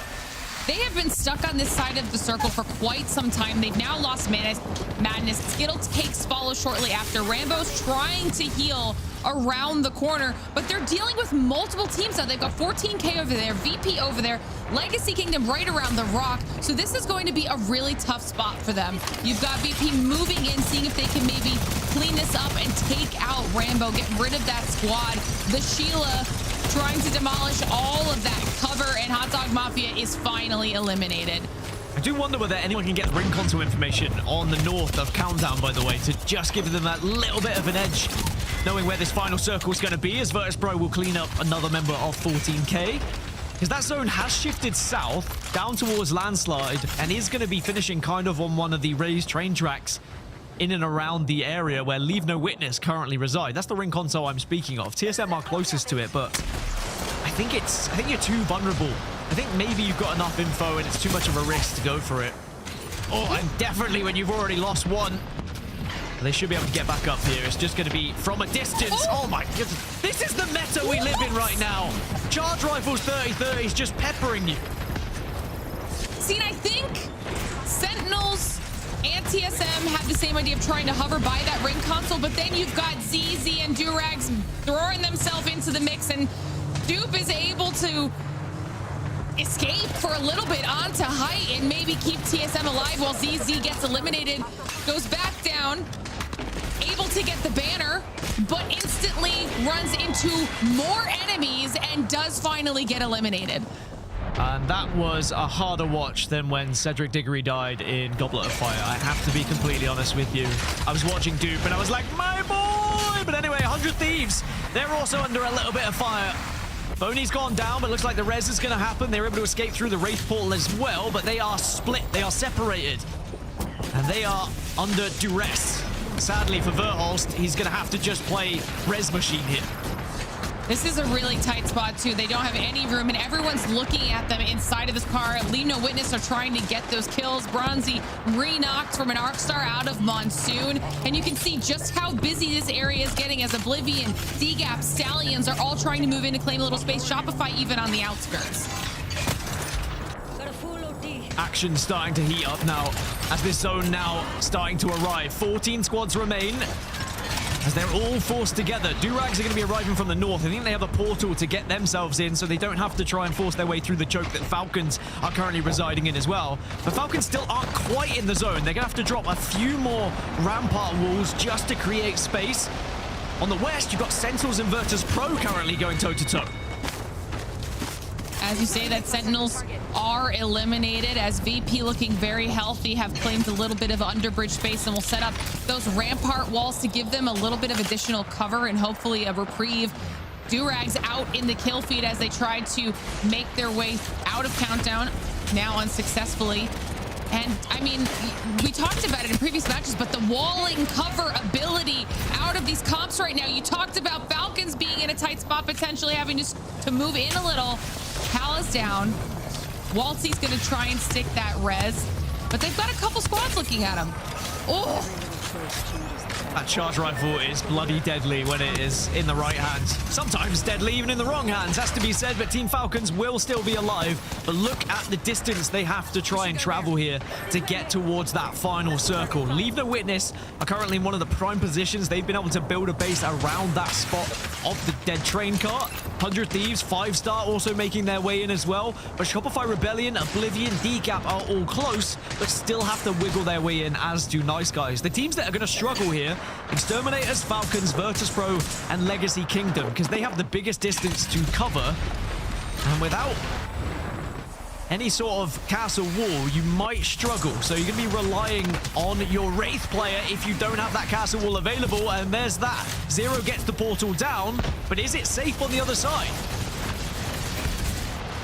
Watching them try to make this space work is absolutely insane. Shopify have been watching this area, and Shopify were poking at them before they even moved, so they waited for Falcons to force their way in. It does not go Falcons' way. They are eliminated, and Shopify are now hunting down Exterminators. This is going to be a really insane situation, but Koi does get knocked. All the castle walls starting to arrive now. Everyone trying to create space here in what's going to be the final circle. It's not going to be more than 11 squads, but we are still going to have a fair amount as Oblivion will be eliminated. 8 now remain. 100 Thieves have taken one of the best positions, actually, because they have so much cover utilizing the wall that's available for them. LeaveNoWitness previously were just above them, and I think still are above them. So keep an eye on both LeaveNoWitness and 100 Thieves going into this final circle. What a recovery on behalf of 100 Thieves, too, because last time we checked in with them, they were struggling. Now we've got VP going out in the kill feed as Shopify Rebellion are moving up to claim more space on that northwestern corner. They still have 5-star in the area as well that they could be keeping their eyes on. And is a res going to be coming through? I mean, it might be. I think that the beacon was just dropped down by 100 Thieves, maybe as a little bit of extra additional cover. At least they have it there just in case. Now, we are seeing the only Gibraltar in the lobby being on the side of Shopify Rebellion, and they are showing a lot of success here. Gibby proving his weight in gold here at this point. Just having that bubble as an extra fallback has really helped them transition from point A to point B. Now, LeaveNoWitness, arguably in the god spot as it stands. They have rampart walls, they have a castle wall, and they have the ability to go into the void if they need it here in this final circle, which is going to be 7 squads. I won't complain with 7 here, Glitter. I think this is still going to be an entertaining one. It's not quite 11, you know, but 7's good enough. You know, you can see 100 Thieves try to sneak up behind LeaveNoWitness and kind of figure out how they've set up shop there. using all of those walls. They did creep up behind, back off to all of the walls they set up a little bit farther north. And Nice Guys are doing the same thing. Everyone's trying to creep in, see if they can maybe get an angle and LeaveNoWitness, but the height that LeaveNoWitness has is just impenetrable right now. They're able to shoot down on everyone for so long. Nice Guys does end up getting eliminated because of it. And Shopify have continued their wrap along the western side, next taking out Legacy Kingdom. And again, that Gibby bubble just giving them the advantage, that engagement, but now the zone's going to begin to hurt. Castle Wall's going to have to come down for Shopify Rebellion for them to create a bit of space, but now LeaveNoWitness are joined by 100 Thieves. LNW have been here for so long, but now 100 Thieves say, actually, we can't really let you live if we want to win this game, but LeaveNoWitness are going to have all the abilities to try and survive here. 100 Thieves have been waiting to make this push onto LeaveNoWitness. It's going to force LeaveNoWitness's hand, and they are trying to push up. Instantly, they lose Red and Tricky. They're going to find themselves in a rough spot. Zilach is down next, and 100 Thieves seem to be winning. LeaveNoWitness is eliminated as Shopify have moved in on that low ground. They're now fighting DGAP as they are trying to clear out some space. They managed to hold this corner with that shield from the Newcastle, but how long can they really stay here? And have you got a bubble again? It looks like ZoneNews does have another bubble, and that's huge for Shopify Rebellion, but it does get tossed into the corner. Can another team maybe jump in on them? But Shopify Rebellion have played this so well, but maybe it will be all for nothing. 4 squads remain, but Shopify Rebellion looking to try and just about survive. This is insane. You've got 5-star down there with them. They're trying to fend up. Koiful takes out 5-star. They are able to survive. Is it enough time to get even a little bit of a reset? Will the teams above deal with each other while Koifel is just raining down Sheila damage from below? Hold on a second, Koifel! And Shopify Rebellion are able to pull it out. He was the last remaining player, but just being on the low ground as everyone was fighting tooth and nail above him. And Shopify Rebellion, what a game that was from them. Gibraltar, the only Gibby in the lobby. And I think we need to see more because the bubble proves to be so important here. She's speechless. That was insane. That was insane. He should have died like 3 different times.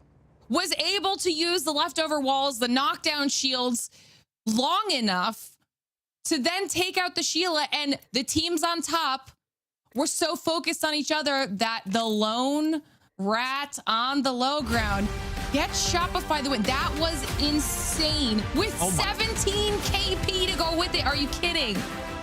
I think we've been waiting for a day like this for Shopify Rebellion because it's about time we remember just how good this team is and what a threat this team is in this region as well. I know that we are still a little way off when it comes to the World Championship, but I mean, the ALGS Championships are going to provide a lot of entertainment, and I'm expecting Shopify Rebellion to make up for what was a poor performance at the ALGS Open when we last saw them compete. And with Zap added to this roster, I do think that there is a genuine opportunity for this team to be on top once again.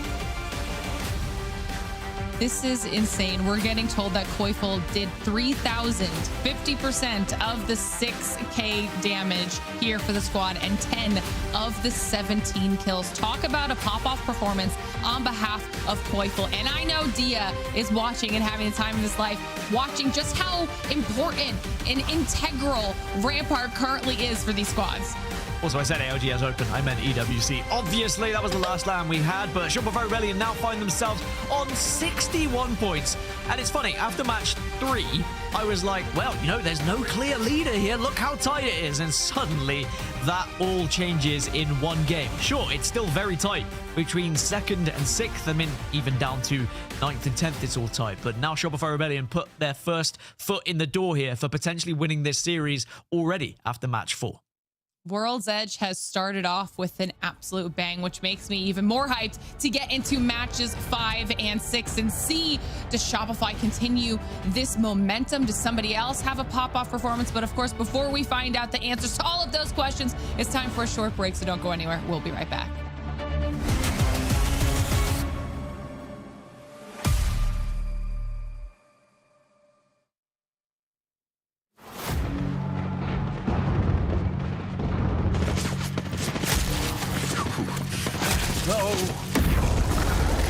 Looks like I'm last man standing. At least I lasted longer than... Anything you can do, I can do better. Great. paranoid weirdo.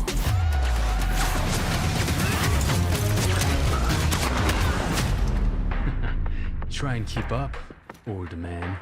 I can do anything better than you. No, you can't. Yes, I can. No, you can't. Yes, I can. No, you can't. Yes, I can. Yes, I can. Hey, Max, you the boys koalas? Bring it on, you clog, Danny.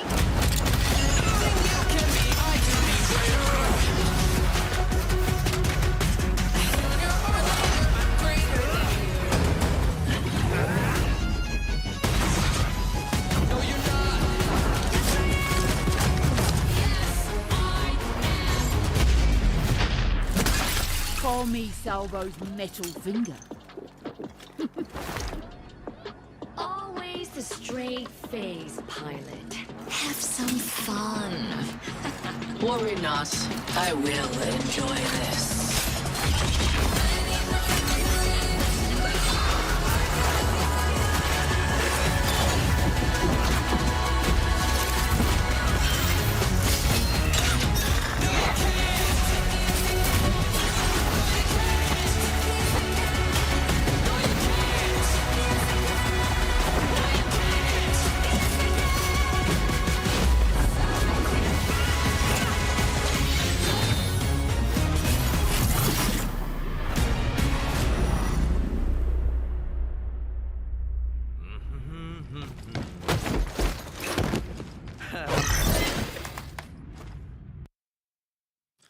Red Bull is the official energy drink of the Apex Legends Global Series.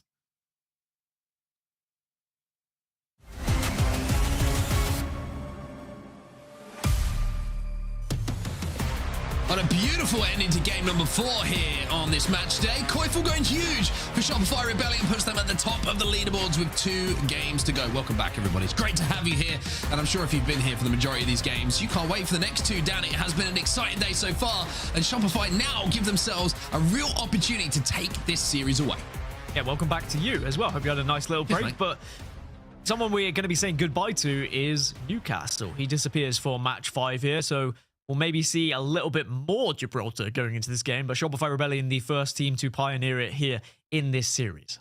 And we'll take a look at the final moments of that previous game as well in just a second, because it was a very impressive example of good endgame navigation and clutch, of course, from Koifel. But I want to give a shout out to Zainu as well, because obviously he's taken over the IGL responsibilities for Shopify Rebellion. Now, he's always been a great communicator, but he's never been the person that's been in that driving seat. And I think you can see game after game, week after week, scrim after scrim, he's starting to come into his own a little bit here, and the confidence is starting to grow. And it was very interesting to watch that. Just a couple of seconds could have been the difference there. If Shopify Rebellion didn't get that Newcastle shield, they would have been dead for rights. And then just when you think that shield's about to dissipate, suddenly they get the bubble as well, which just allowed them to take that fight and survive long enough. And then Koifel got into a spot where actually he was able to win that first engagement, and then looks up and says, well, you know what? This might be winnable. I've got Sheila, I've got low ground, and there is a lot of commotion happening up there.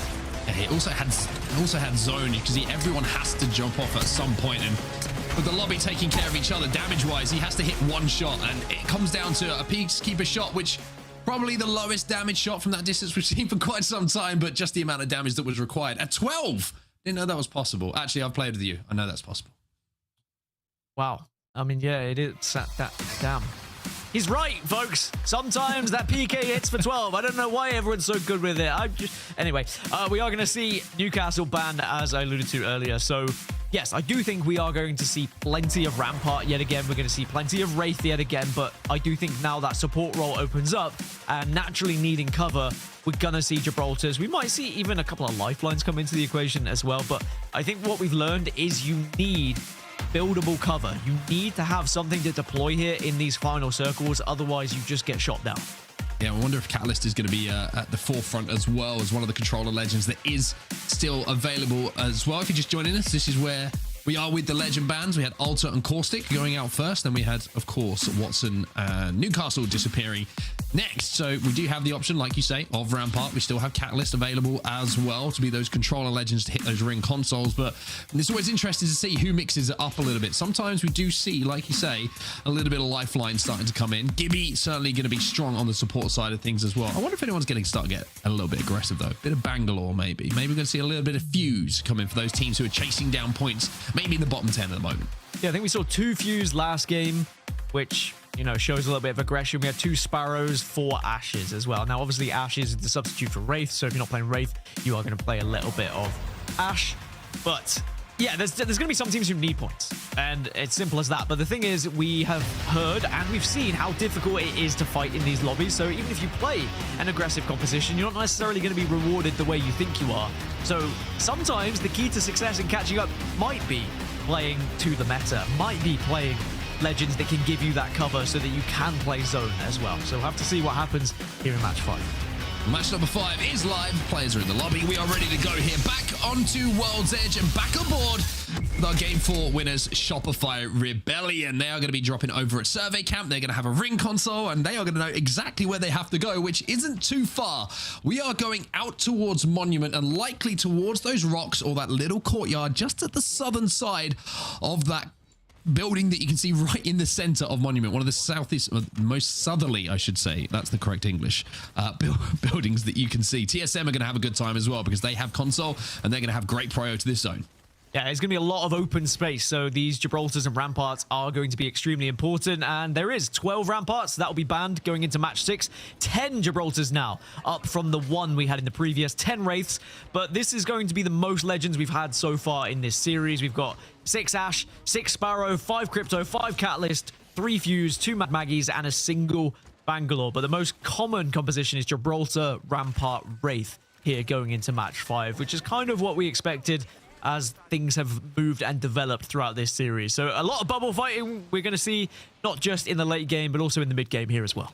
Yeah, I like the composition of Stallions, though. That is a counter comp, if ever I've seen it. Maggie, Crypto, and Catalyst. So EMP available to destroy a lot of that temporary cover that you're going to see going up from some of the more common compositions in this game. And also, Mad Maggie can be very, very effective against Gibby Bubbles, any walls that go down from the Rampart, and anyone who's playing behind cover. So they're going to be looking to counter what is in front of them at the moment. And I always love that forward thinking from a team. If it works, it looks brilliant.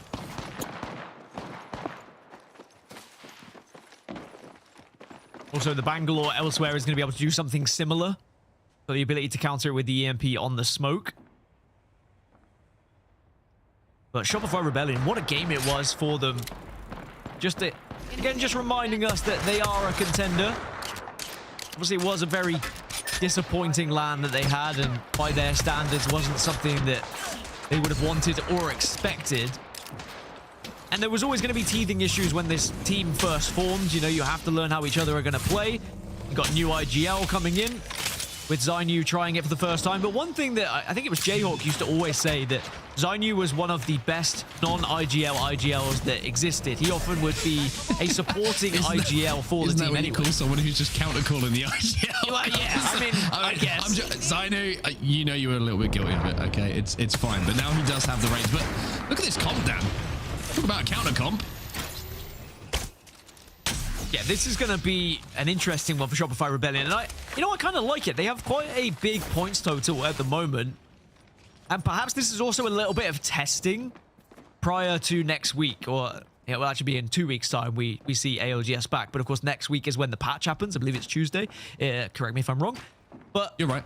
They have a significant enough lead where they can kind of experiment a little bit here. And you know, it does work at countering with Mad Maggie coming into it, but I also think that this is a comp that might be used quite a bit when the patch comes in.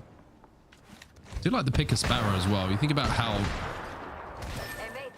suppressing that Stinger Bolt can be. Well, now that you don't have Watson, now that you don't have Newcastle, you don't have the abilities to zap that thing and really play behind hard cover. So that can really, if you fire it in behind some of those temporary Rampart walls, there's not really much you can do to stop it. There's not much you can do to stop Sang hitting shots like this, by the way, with this Rampage. Almost manages to get the knock. Unfortunately, no scope here for QQ Biddy to be able to put down the most effective damage possible, but almost managed to get that pick there. Nice guys. Looking to play towards this choke, and if you're playing from this southern side and you manage to be the last team in when the zone does close, you're going to be in a really good spot for this endgame. Yeah, I mean, we've seen... I think we saw a online championship one from a similar position, didn't we? And being able to own that choke if the zone does pull that far south can be even better, but sometimes it's difficult to be the last ones to arrive there because you think you're safe and then suddenly one more team arrives and just catches you a little bit off guard. 14K might try and go through Harvester by the looks because they've seen Nice Guys take the right-hand side, so they're going to have to take a slightly different approach. Are you thinking about Kungana NA? I think I was, yeah. Yeah. It's a few years back now. Yeah, that org doesn't exist anymore. Virtus.pro still does, though. One of the most storied organizations in all of esports. Some of the most storied players in Apex history as well. Certainly when you're looking at MT and Lou, and Slayer's been putting in some serious work recently. 11th in the overalls at the moment, not the best of days for them. But with how close it is in behind Shopify Rebellion, one good game here can completely change something for them. So, got to keep that in mind. As Shopify Rebellion start to push up onto ZZ here, and Zainu gets the pick onto Zach. Yeah, that's how close it is in the overalls. If Virtus.pro were to win this game, they could jump up into second place. It's only Shopify Rebellion they would really struggle to catch at the moment. So, very much within your grasp, a good amount of points here. But if Shopify Rebellion have a solid game here, they might wrap this entire series up after 5. As they are going to transition through this portal. And it looks like they are on the hunt. And I don't blame them. With a comp like this, they can not only hunt down players, but they can also look for survey beacons just to gain a little bit more information as well. It's easy with one player alive. It's going to be just scarpering in towards Skyhook by the looks of things. Shopify Rebellion were trying to chase him down, but there's one difficult legend to chase. It's going to be Ash, with having that dash available, and of course the port that we did see. Chase with Ash and dash. Sean Connery. Joining the commentary team. Guys, talking's hard sometimes, especially ZZ shaken the second show.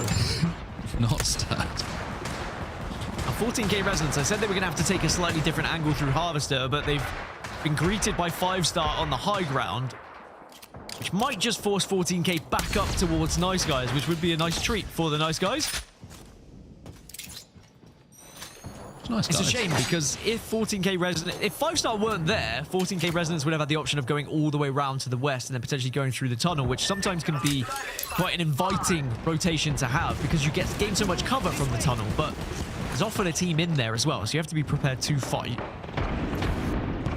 Speaking of fights, there's one breaking out here. Team Inferno and Zone Spammers having a little quarrel. Probably over the survey beacon, you would imagine. Both rotating in from the guys at choke. Stallions are moving out to have a look at this, by the way. Zone Spammers going to have to very much be on their P's and Q's when it comes to what direction they're watching. Hot Dog Mafia now looking to move through that tunnel. Will be safe for quite some time. Oblivion is sort of scarpering up on them. Everyone's kind of posturing up against each other at the moment, but knowing they're safe, nobody has to do too much. Avrelele did get a knock, by the way, but 108 from Pluto. Might put the cat on his back. Yeah, everyone reluctant to take these fights. They don't want to engage because it's so difficult to try and capitalize on the damage that you've done.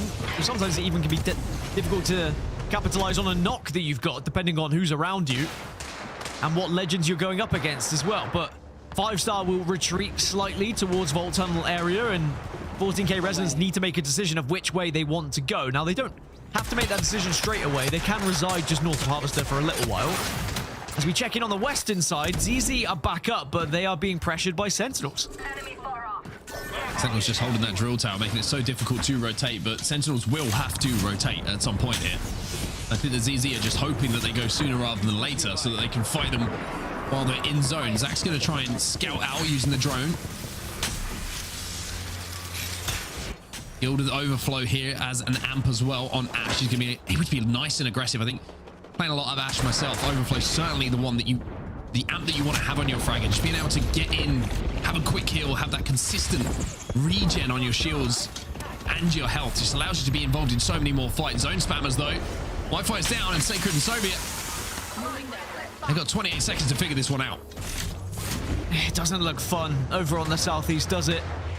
Even if you get past Legacy here, Stallions are in the area where they're probably going to be able to shut you down as well. This is where the likes of Gibraltar come in handy. And oh my goodness, that is not a fun thing to be on the receiving end of. Reached the maximum level. You can see how suppressing that Stinger Bolt is.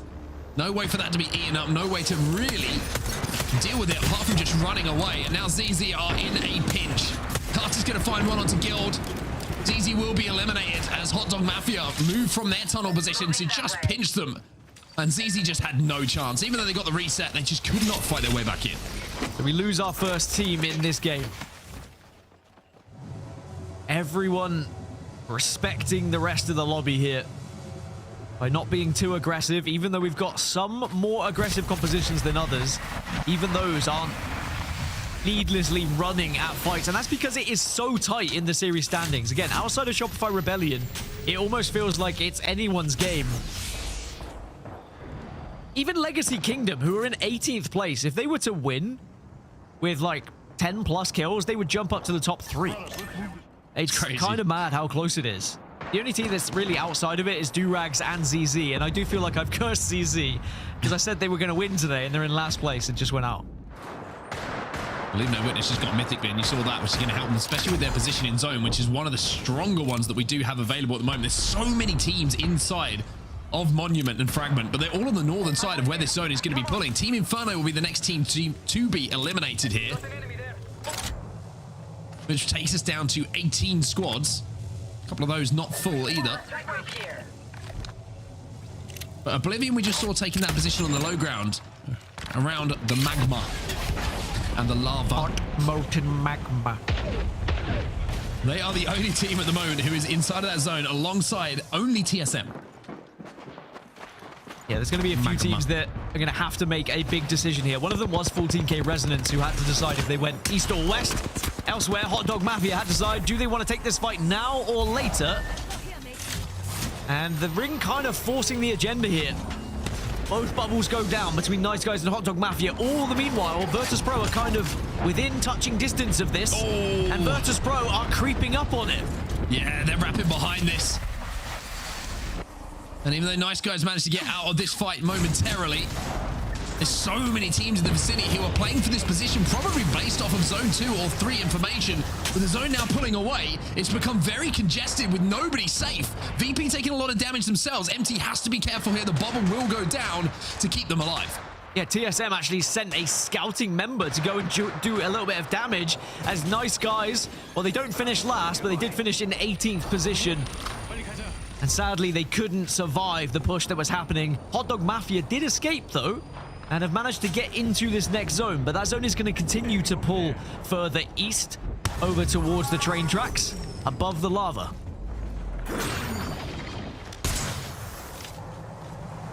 VP managed to get healthy enough to be able to re-engage in this fight in a few moments' time. But inside of Monument, you've got Sentinels who are trying to take a fight themselves.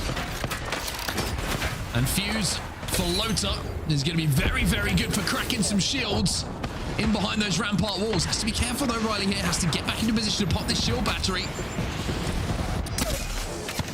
James Fearless gets clipped. And now the Stinger Bolt will go down as well. That's going to give him the opportunity to swing in here. Supporting shots from Koiful. 5-star eliminated. All the meanwhile, Shopify Rebellion. They're working so well together. The way they're moving as a unit, by the way. Always shooting at the same targets. They know exactly which fight they want to take. DGAP do get eliminated as we're down to 15. That's a placement point for everyone, and Sentinels are not able to get the res. 14 now.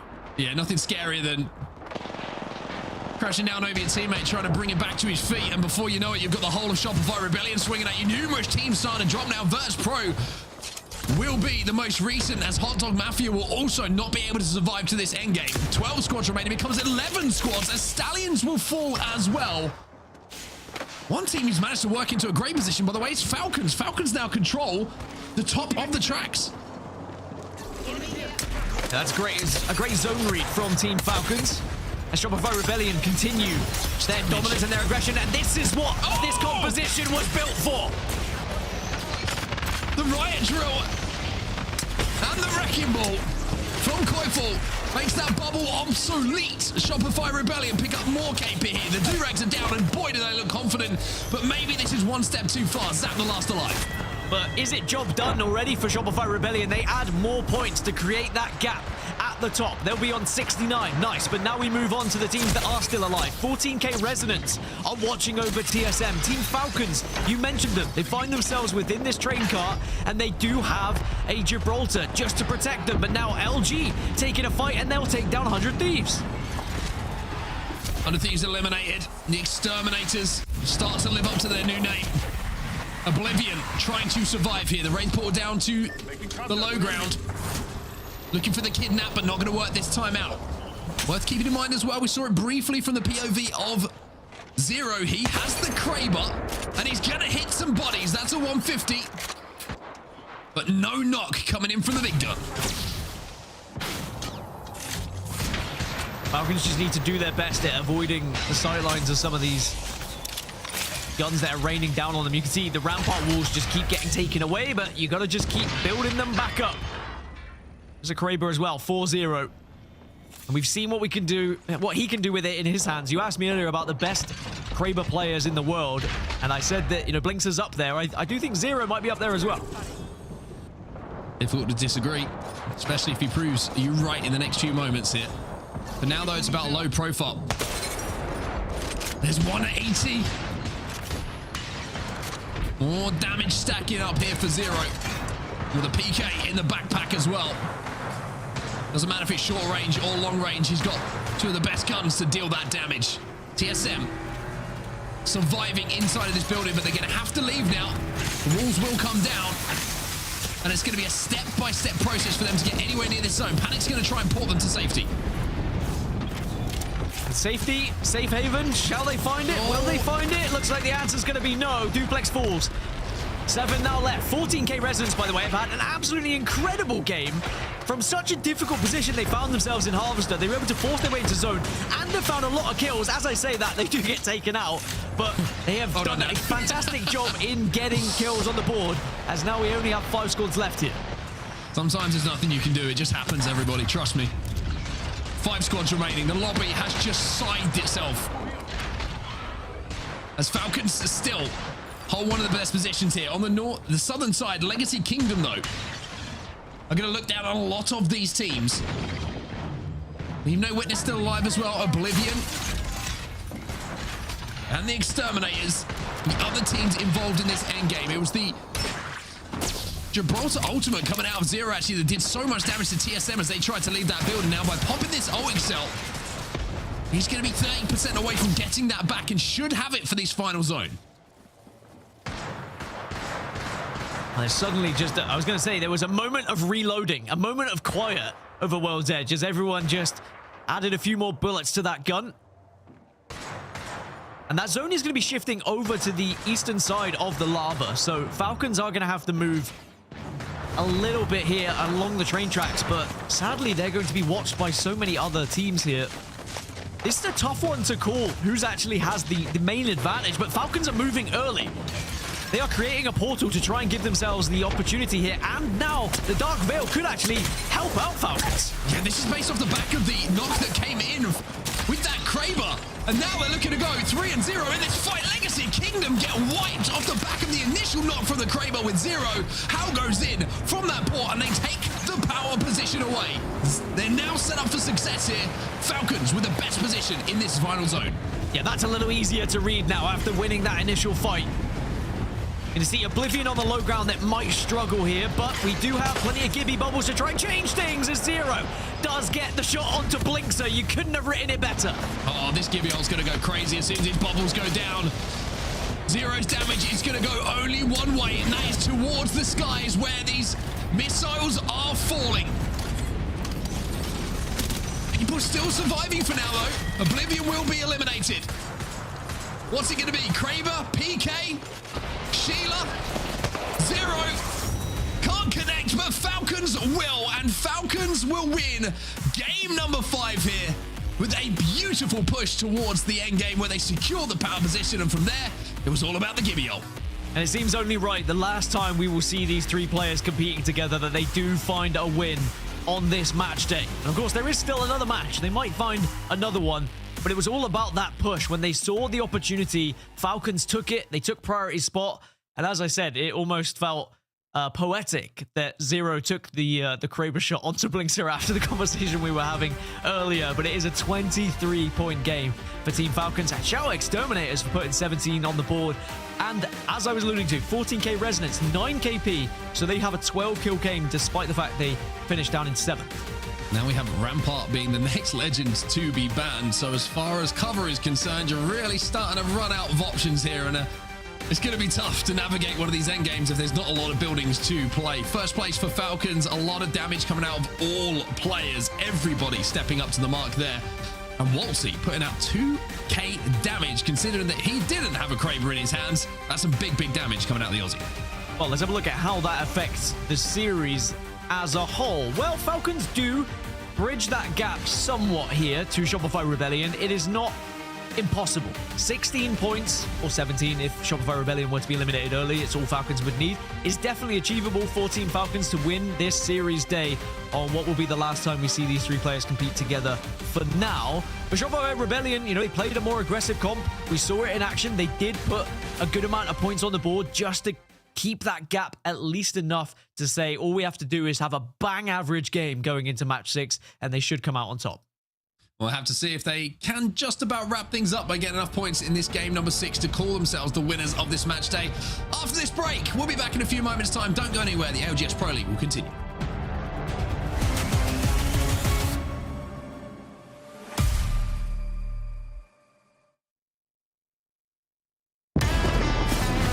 Need a breather, Wally. Should I slow down? Ah, now that's a work of art right there. Of course you think that. You've got one bloody eye.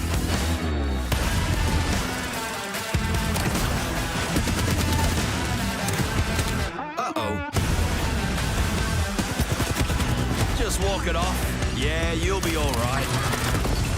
Oh, guess not. Putting my heart out there. Wrecking ball's fired up, literally, cunt. Some days it's just too easy. Finally. Thought it'd never shut up. Well, funny thing about a wild card, they always turn up again.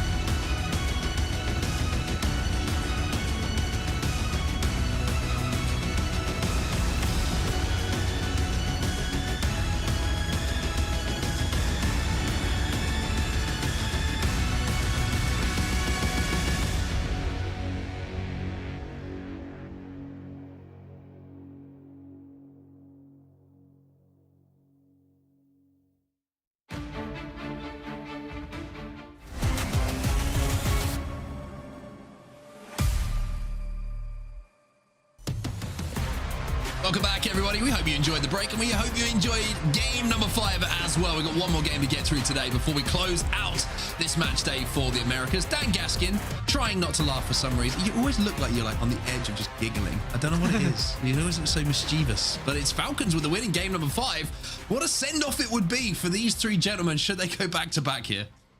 maybe if they win today, they'll decide not to bench Zero. Maybe they'll decide to stay together.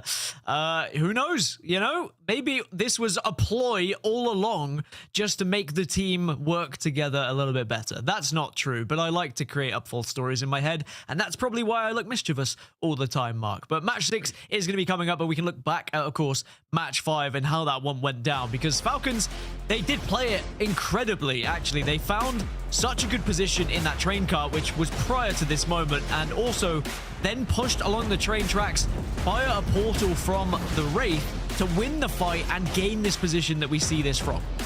Yeah, you can see it's so easy from this POV. These shots for a player like Zero, not difficult to hit, but with both bubbles down from the remaining Gibraltars on the low ground, you can see he's just almost toying with throwing that Gibby ultimate, and when it does come down, no one can do anything. Like, the damage it's doing, they can't fight, they can't do anything whatsoever, and then even though there's 4 squads remaining here, Oblivion get eliminated, and then you can see when you can't find targets and you've got all of this space, all these knocks around, you know you pretty much won the game. And Zero, even though he doesn't connect in that final moment, it was a big reason to why that final fight, the fight just before that final zone was won. Big hit with the Kraber, gets that knock, and the rest of Falcons then pull up, win that fight, and it's easy from there. Sorry, I look very uncomfortable. I just had a massive spasm in my back. It's just really caught me off guard. You know those ones that just like start tweaking? It's okay. Yeah. I think it's gone away now, but it's getting old, mate.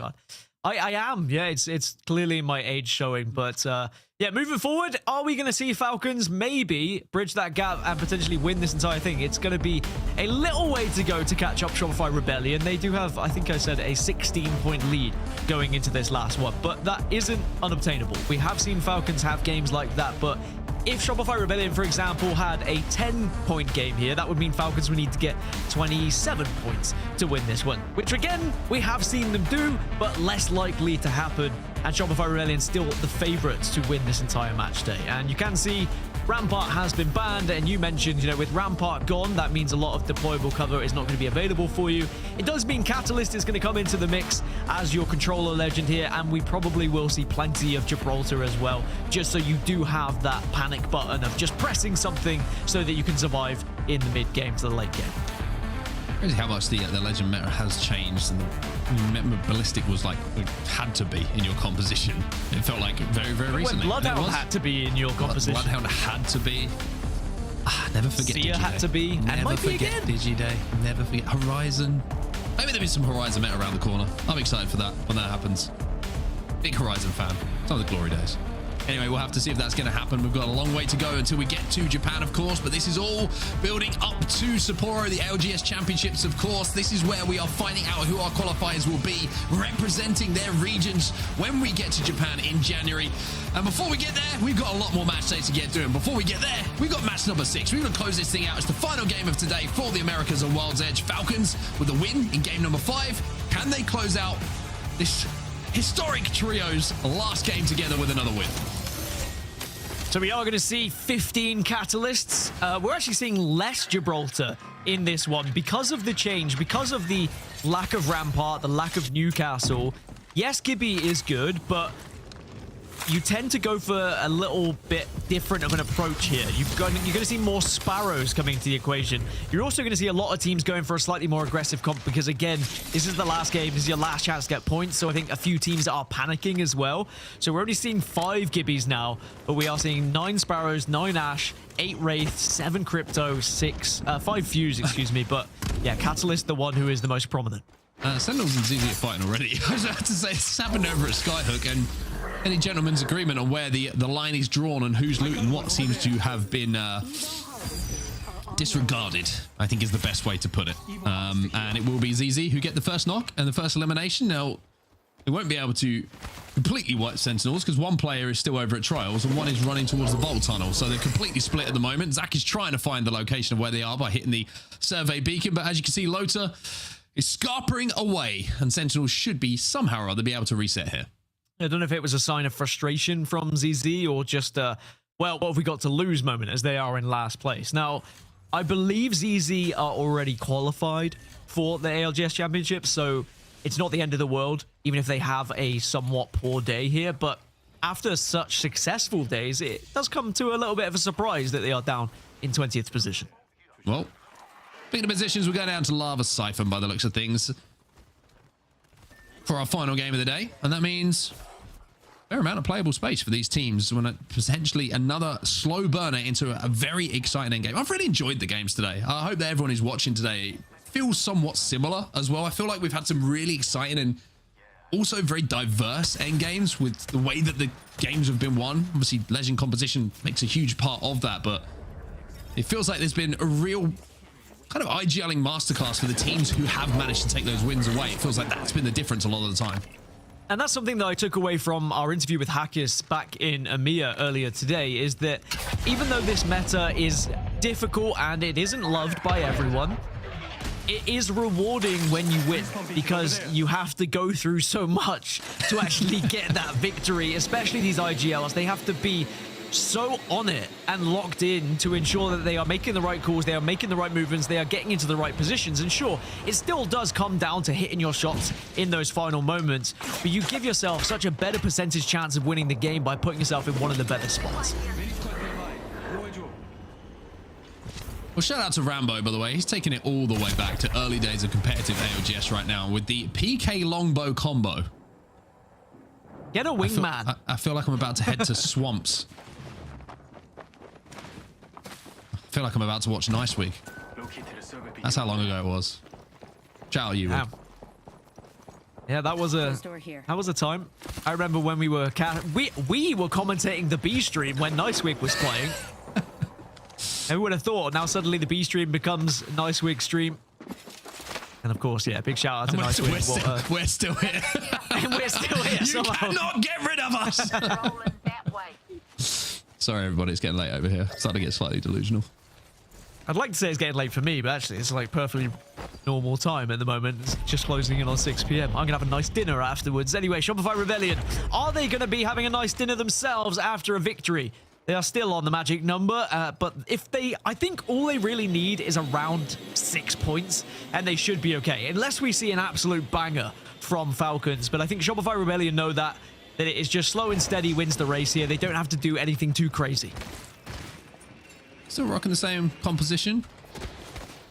Obviously felt like it was good enough to get them the points that they would need to secure that first place, as Falcons now move to that fence line.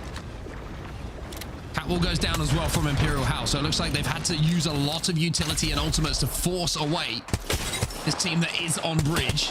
Going to be exterminated to near them. Hot Dog Mafia, of course, were in the vicinity. Shopify Rebellion versus TSM is taking place, though. And you can see that Koi has managed to take it down and finish off Panic. Hot Dog Mafia taking a fight as well. TSM also involved in a scrap elsewhere. A few teams having earlier fights in this instance, but no team has been fully wiped just yet. Team Falcons cannot capitalize necessarily on their damage either, and suddenly that deadly charge rifle rips you a new one. Yeah, you need all kinds of ointment here, Waltzy, to get back to full health.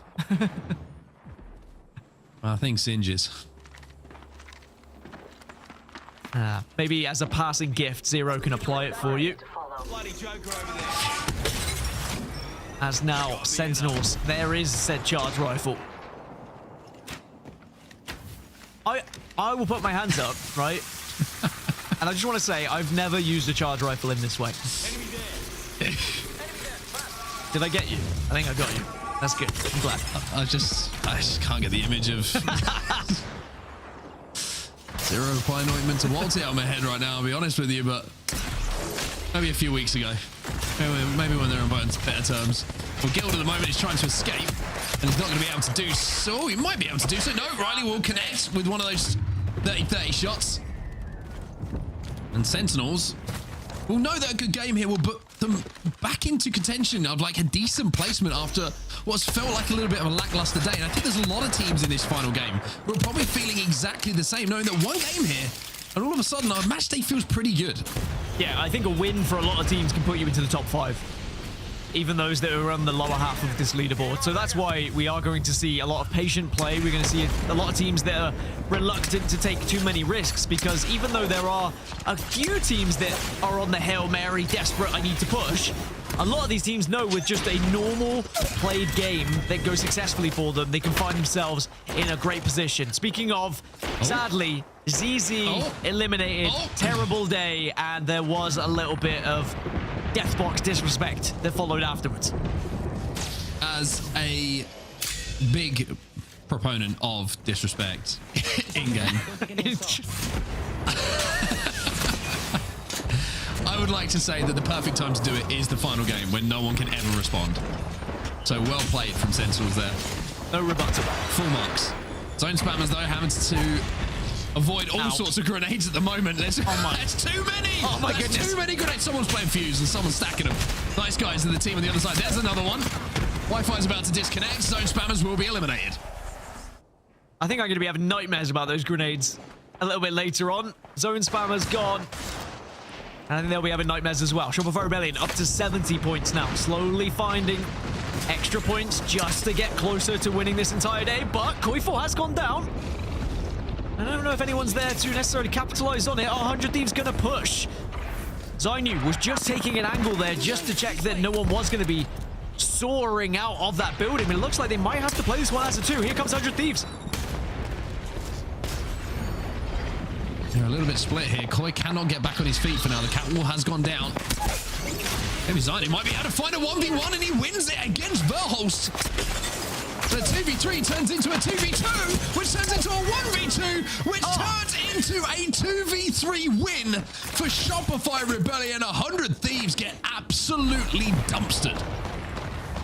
Now, I will say, are you kind of putting yourself in the shop window in a game like this, when you know Falcons are making a change, you know Zero potentially could be making a team? If it's not already a done deal, maybe you could convince to be on one of these new super teams, or maybe it is already a done deal. I have no idea. It's impossible to keep up. But TSM find themselves on 40 points in 4th position now as they are able to get a final kill onto that player and get a little bit of loot as a reward. Now, TSM have to go all the way through Harvester. It is going to be a tough game for them because even after you get through Harvester, you need to then find your way into Lava Siphon as Shopify Rebellion get Koifo back on his feet. Let's say there's a few things I really enjoyed from Shopify Rebellion there and the way that they played that. It's Zainu recognizing he had a 1v1 and deciding, I take it. I have to take it because if I win it, we've got a chance. If I let my teammate Zap survive on his own, he's being hunted by 2 and that is just unwinnable. So I really like the decision-making coming out of Zainu in that situation to take the 1v1, especially against a player like Verholst, one of the best players in ALGS history, to win that. Made it winnable for Shopify Rebellion. Very, very impressive stuff from them. And like you say, now back up to a full 3 as we see the zone pull down to the southern side of Lava Siphon. Impressive stuff all around from Shopify Rebellion. And another team that's been impressive and now has to be impressive on their rotate is going to be Team Falcons. And this is going to be a little bit of a tough move for them to get back into this zone. Let's jump into the comms now for the final time with this trio. I don't know if that, can we play that early? I don't think we can. We just get this like native. Okay. There are a lot of squads near us. I'm gonna sit on the part. Yeah, I'm gonna do the same. Let us know, Zero. Safe. Okay, taking it. I'm gonna reinforce right away. I can just use south, by the way. But it could be lovable. If I get purple, I'm gonna get the door perk, okay? Yeah. Not the other truck is safe from them. Or there's someone platform. Pretty sure they would have to dump. Pretty sure they would have to dump a lot to kill us, like, to be honest. We can go into one of their rooms next. The south room would be really good. This one. Someone might have their. I can hit Manscan at south. South, you want me to? Yeah. Go. Don't get charged, headshotted or some dumb shit. Someone's on the tracks now. They're nading Harvester. Look at Manscan. It's one team holding everything. It's like 3 teams mid-side and 1 team. I mean, next team we take this out. So Falcons make their way into zone. And you heard from the listening as well that Hal saying if he gets up to purple here, he can get the perk where he can rebuild the doors. He's managed to do that off the back of the Evo collecting from Walsey hitting that scan. And it makes that position just a little bit more secure for Falcons for the long game. There's currently a 20-point gap, though, after Shopify Rebellion won that fight between the two teams. I think Falcons really need to see Shopify Rebellion eliminated soon if we're going to see Falcons win this match day. Otherwise, I think Shopify Rebellion will just slowly but surely crawl across the line. I say crawl, they'll be actually marching across that line confidently with their heads held high. Enemy spotted. Now, TSM, even though they're in 4th at the moment, they're in a vulnerable position. If they were to fall here, there's so many teams that can catch them up. Hot Dog Mafia, Nice Guys, LeaveNoWitness are all right breathing down their neck here. But there's the information gathered, and there is a position that they could potentially play, and that is going to be communicated to Panic, so the Panic can then create the portal here. It's a race against VP, though, by the looks of things. He's going to jump out of the void here. Can he get that portal down far enough to get the rest of TSM into that truck? It looks like the answer is going to be yes, and Jet and Duplex are going to follow. So a great job from Panic to get them into this position. Good scouting all around. And you can also see the Skill Cakes is doing something similar. They've taken the former position away from Falcons. Falcons were able to move away and take a spot in the building, as now Shopify Rebellion will take this fight against Sentinels. This is a big fight in the grand scheme of things, but that initial knock means Shopify Rebellion are still on top, and it is more points for Shopify Rebellion. They are now into placements, and they got an extra KP there, and they create even more of a gap here to Falcons.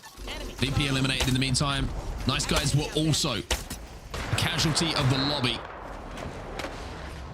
Shopify Rebellion now will move up to their own truck. Sentinel's still trying to put some damage down. Umbrella gets the knocks onto James Fearless as well. So Stallion's in a little bit of action as well with Shopify Rebellion crawl and try and cross their way towards this zone. They're pinging those rocks. That's where they want to play. It's a pretty good spot to play with everybody else stacked up inside of Lava Siphon and the main structures. There's a riot drill, which is going to get the kill, actually. The knock certainly onto Blaze from LeaveNoWitness. And Redatrick and Zillax now have to bubble on, but Koifel's going to send out the Wrecking Ball, and Wrecking Ball is the perfect name for how that has been executed. It is mad that the soul... Well, there's 3 Mad Maggies in the lobby, but when that Gibby bubble drops, you just hope that it is not a Mad Maggie that is going to be on the other side, as it is more kills for Shopify Rebellion. It is more points for Shopify Rebellion. They now find themselves up to 79 and create an even further gap of 24 to Team Falcons. It is soon becoming impossible for Falcons to get back into this one, but now they are taking fights. They are getting kills here. And Falcons saying, we're not going to make this easy for you. Sentinels eliminated. We saw LeaveNoWitness go as well. As the rest of Oblivion are stuck in a corner at the moment, and Fun FPS gets the armor swap off the box, but you've got to wonder how long he's going to be able to survive here. Piercing Spikes will go out to maybe delay the push. Gets the battery popped. But 0 for the second game in a row. And his last game, alongside Hallam Wolsey, gets himself a Kraber. Zap has gone down. Zainu and Koifo also have taken damage. Shopify Rebellion certainly in a difficult spot here. Unlikely they win from this position, let's be honest. But again, it's about getting as much points as possible just to create that gap between themselves and Falcons. Because if they try and rotate down to the southeast, Team Inferno are waiting for them. If they try and press up to the building, you've got Stallions currently watching over them. It's not impossible, but it's certainly tough. You can see they are being a nuisance to the team that is on top of Lava Siphon at the moment. TSM have just made their way into zone. Durags and Hot Dog Mafia also going to be arriving late. And as round 5 closes, there are several teams that are not safe now. So we're going to have to make a decision of fight or flight. DGAP eliminated in the meantime. Some of the damage did come from the team on your screen right now. Zainu will go down though. Zap is going to be spraying those P20s through the doors, through the windows, through anything that he can fit a bullet through. And now Koifel will move in to surely clean up the damage here. Team Inferno gone. Shopify Rebellion are fighting like a team possessed at this point. And I said it was going to be tough to win, but by shutting down Inferno, Shopify Rebellion have just given themselves such a good position to win this game. Elsewhere, Team Falcons have lost 0. Is there a chance of getting back up? Looks like the answer might be yes here. Elsewhere, Koifo is still doing damage. Duplex has just gone down. And I just think there's too much to do here for Falcons. It might even be mathematically impossible to win this one, but they still should be able to secure second place. 8 squads remaining now. Just a moment of calm as everybody has found somewhere to play for the next few moments at least. 55 seconds as we enter the final zone, though, until we start to see that zone put the squeeze on the lobby. Remember that Zero still has a Kraber to play with here and can have a big say in how this final moment goes. Catwall's going to be really important in these final moments as well for splitting the zone and giving yourself space. But look at the position now of Shopify Rebellion. They're overlooking all of these teams inside the building, but Zamp has gone down. Yeah, that knock does hurt them a little bit because they have to drop and give up that spot and potentially could be threatened and will be threatened. The push comes through. Mad Maggie Ball arrived as a counter, but it might be too late. Well, Koifel finds one. Koifel almost found a second as well, but Shopify Rebellion will be eliminated here at the hands of Stallions. But have they already done enough? The answer is probably. But Team Falcons are still alive. 58 points compared to Shopify Rebellion's 83. Yeah, I'm not sure this is going to happen with this comeback. But for Falcons, they still want to be looking to try and, again, go out with a bang here as this 3, as a roster. And secure second place to ensure they have points. I did mention it earlier. Points can still be vital for a team that is losing one of their players, depending on who they are replacing him with. 14K Resonance, by the way, are still in a really good spot for this game and have a chance to jump up into the top 5. Fun's still alive, by the way. Fun somehow still alive here. Finally, he will go down as 14K will pick up the KP. Catwall's down. EMP's going off. So difficult to keep your calm and your composure in these situations. Abralele peaks and it's taught a lesson. Duplex up on the high ground now for TSM, but it's Jen who's last alive. Jen might be able to get a revive here, though, because eyes are going to be trained elsewhere. Falcons do get eliminated in 6th place, so they bow out, but what a ride it has been for those 3 players. Now, TSM back up to 2, and actually, they can watch down from above, but the Stallions are arguably away from all this. But as I say that, look at all the fire that is surrounding them. They were certainly being pressured, but the Dark Veil now does allow them to cross. Johnny Cash would be proud.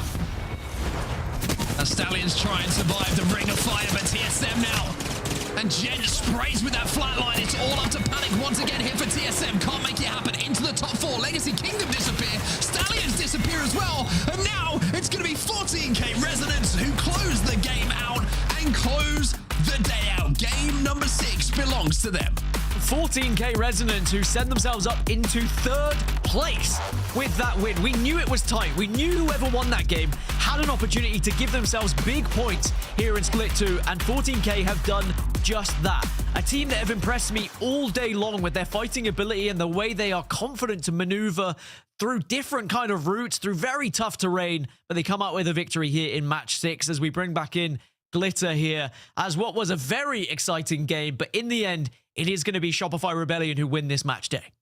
Yeah, and what a way to close it out, too. I was looking back at all of the matches because obviously they win the series, but it was also a story of such quiet consistency. I think they finished outside of top 8 only one time all day in their matches, and they were constantly getting that KP on the board. So a very deserving winner in Shopify. And congratulations to 14K, of course, for winning the final match of the series, getting a win under their belts as well. But that was about to be an exciting back and forth between Falcons and Shopify until we kind of close things out there in match number 6 as we get to see the total points across the board. 12 kills for 14K Resonance as well, Mark. A nice little feather in their cap at the end. Yeah, a nice little bump up the leaderboards as well that we'll see coming in for them. It was so close outside of Shopify Rebellion going into that game number 6, and one good game or one bad game really did dictate how you were going to be ending up in the final overalls. I mean, Shopify Rebellion put 14 points on the board, by the way, in that game number 6, 12 of them coming from KP, and they do, as you can see from the series results here, end up on top. Falcons with a 2nd place, which almost feels kind of like synonymous of the time that they've had together, like very close to greatness but not quite getting there.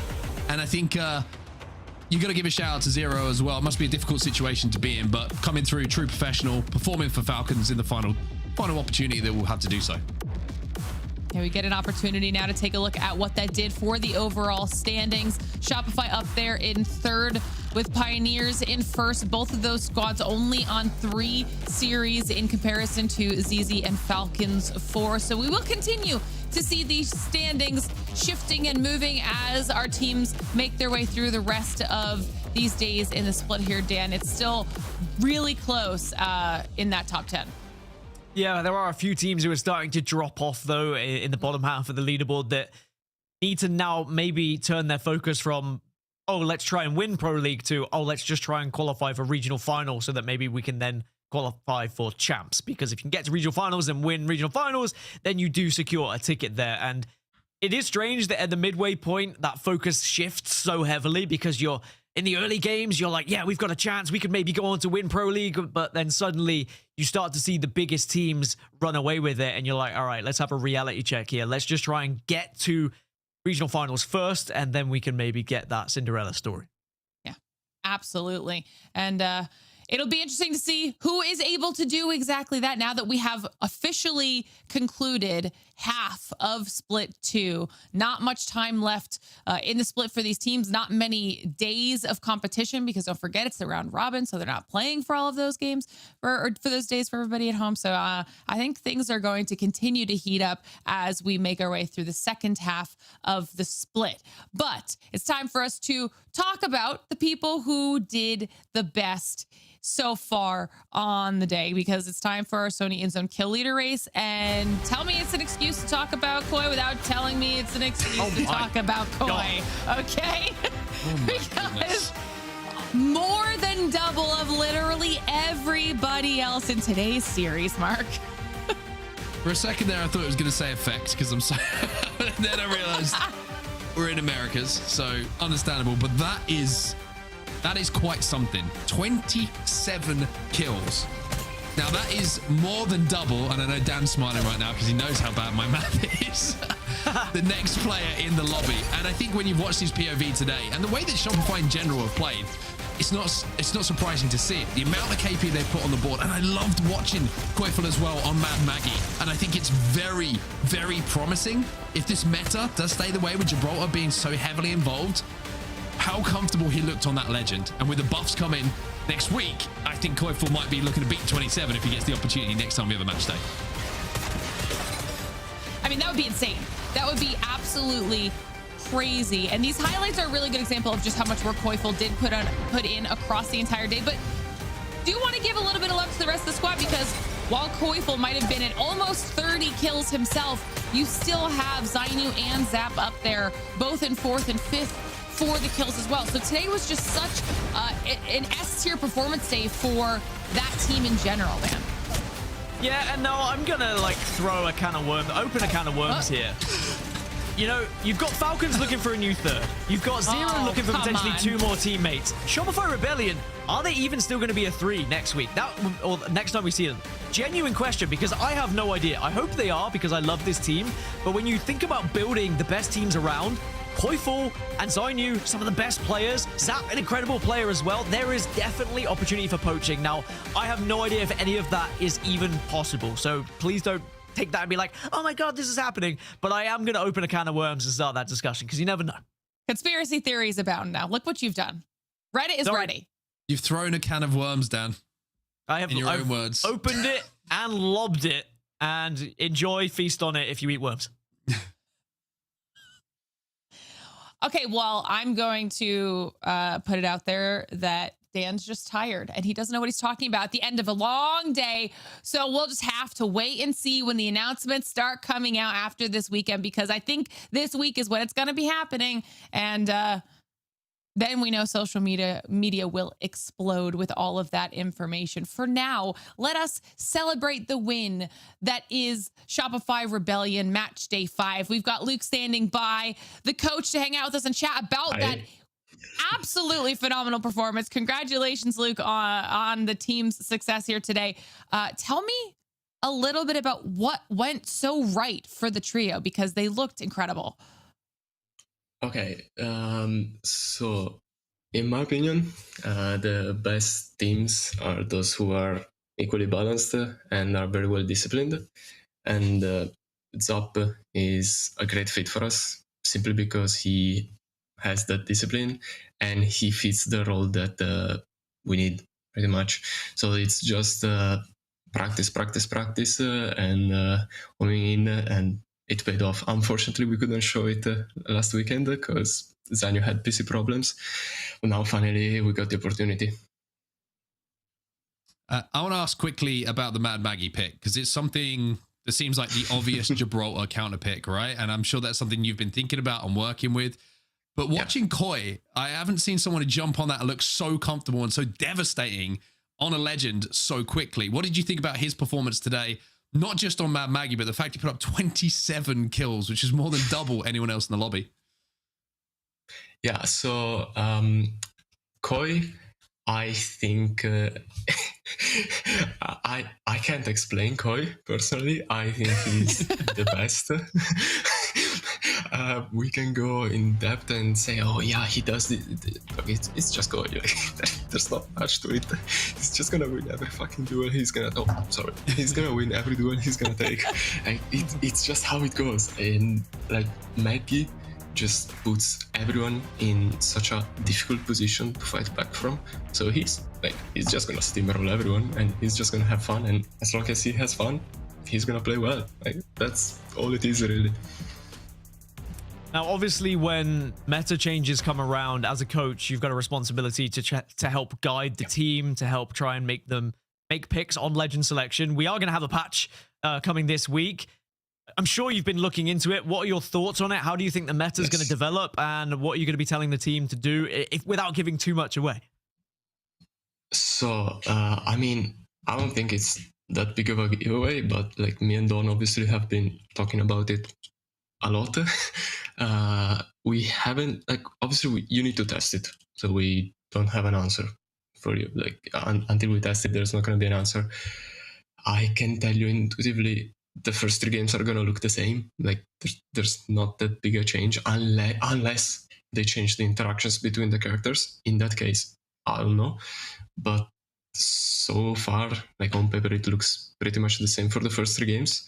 And then it's going to be way more Maggies, because obviously Maggie getting fortified is going to be pretty insane. And Seer being able to spam Q you while in Seer ult is going to be good. So it's going to be interesting to see Seer versus Crypto. I do believe that in the past Seer was winning the matchup. We will see if he will win it again. I think he might, but it's very close. So we will see. But the first 3 games are unfortunately the same. If you get one tapped in the head, there's nothing you can do. I love it. I love it. Now, before we let you go, one more quick question for me. Obviously, still, 5 match days left in Split 2. So how do you envision the rest of the season going for the team, especially now that you kind of seem to have found your momentum? Okay, so I'm sorry. I don't think we found our momentum yet, because I think we played very well. But since we are newly formed, there's still so much we can improve on. And so that's how we see the rest of the season, and especially Champs. Because obviously us being already qualified for Champs takes a bit off of Pro League. The same it takes away from teams that cannot qualify in any way except for winning regionals or winning Pro League. So for me, I want to win Pro League, but I wouldn't say that we found our peak yet. We had everything clicking today, good, but I think in 2 months we will be way better. I love that. My teammates Always striving. Don are just amazing. Sorry. No, don't be sorry. It's true. They were amazing. Okay, great day and phenomenal work put in on behalf of both you and Don as well to kind of get them to where they are right now. I love that you're always striving for excellence. Luke, thank you so much for jumping on and chatting with us here today. And congratulations one more time to you and the crew. Thank you. Thank you for having me. Whew, That's what a happy man. Day. That's a happy man. Rightly so as well. Very happy with the performance of the boys. Yep. I mean, I do not blame him. That is a lot of time and effort going into that level of success. And now that we've wrapped up Americas as well, give me your final thoughts here on the day, Mark. A great day with some great moments, and also I will say a little bit of a sad moment. It feels like we're obviously about to start a new era. Everyone's very excited to see what happens with this Falcons roster, but I do think it was a great send-off for them. They had some really good games today, a tough day yesterday, but they really did show just how good they can be today in some of those games. Very excited to see what happens for everyone else as well. What the zero impact is going to have when he becomes a free agent. It's going to be very fun to watch. So second half of Pro League is going to be very, very exciting to watch, just from that one roster change really shaking everything up. So congrats to SR. Excited to see what happens with everything else. I think everybody will be waiting with bated breath. Dan, how are you feeling? There's a hurricane coming. There's a real chance that this could start a path that it's going to be an uncomfortable one to go down. I think there could be several team changes, but it's certainly going to be an exciting time for the ALGS. Not only that, we have a patch coming through, which is going to change the meta. Maybe a little bit, as we just heard from Shopify Rebellion coach there, saying that, you know, the first 3 games might still be similar in what you see in terms of picks, but after that, perhaps a few more Mad Maggies start to come into the equation as well. But as we know, these things can develop very differently. What looks on paper can change once you put it into practice. So I can't wait for 2 weeks' time or 2 weekends' time when we get to see Pro League again, because it's going to look pretty different to what we've seen today, at least in terms of teams anyway. Well, perfect segue then. We're going to say goodbye to Dan and Mark for now. Phenomenal job, as always, getting us through all of our matches here today. But you heard Gaskin mention it himself. Let's talk about when we get to see each other next, because while we might have wrapped up here on our fantastic double-header weekend, we still have an entire half of Split 2 to go. And the patch we keep mentioning that is coming out this week, and that means we're going to give our players a little bit of time to get used to it. Our next play date will be September 27th, EMEA Match Day 6, starting at 6 p.m. BST, 1 p.m. ET, and 10 a.m. PT, of course, which will be followed by Americas as well.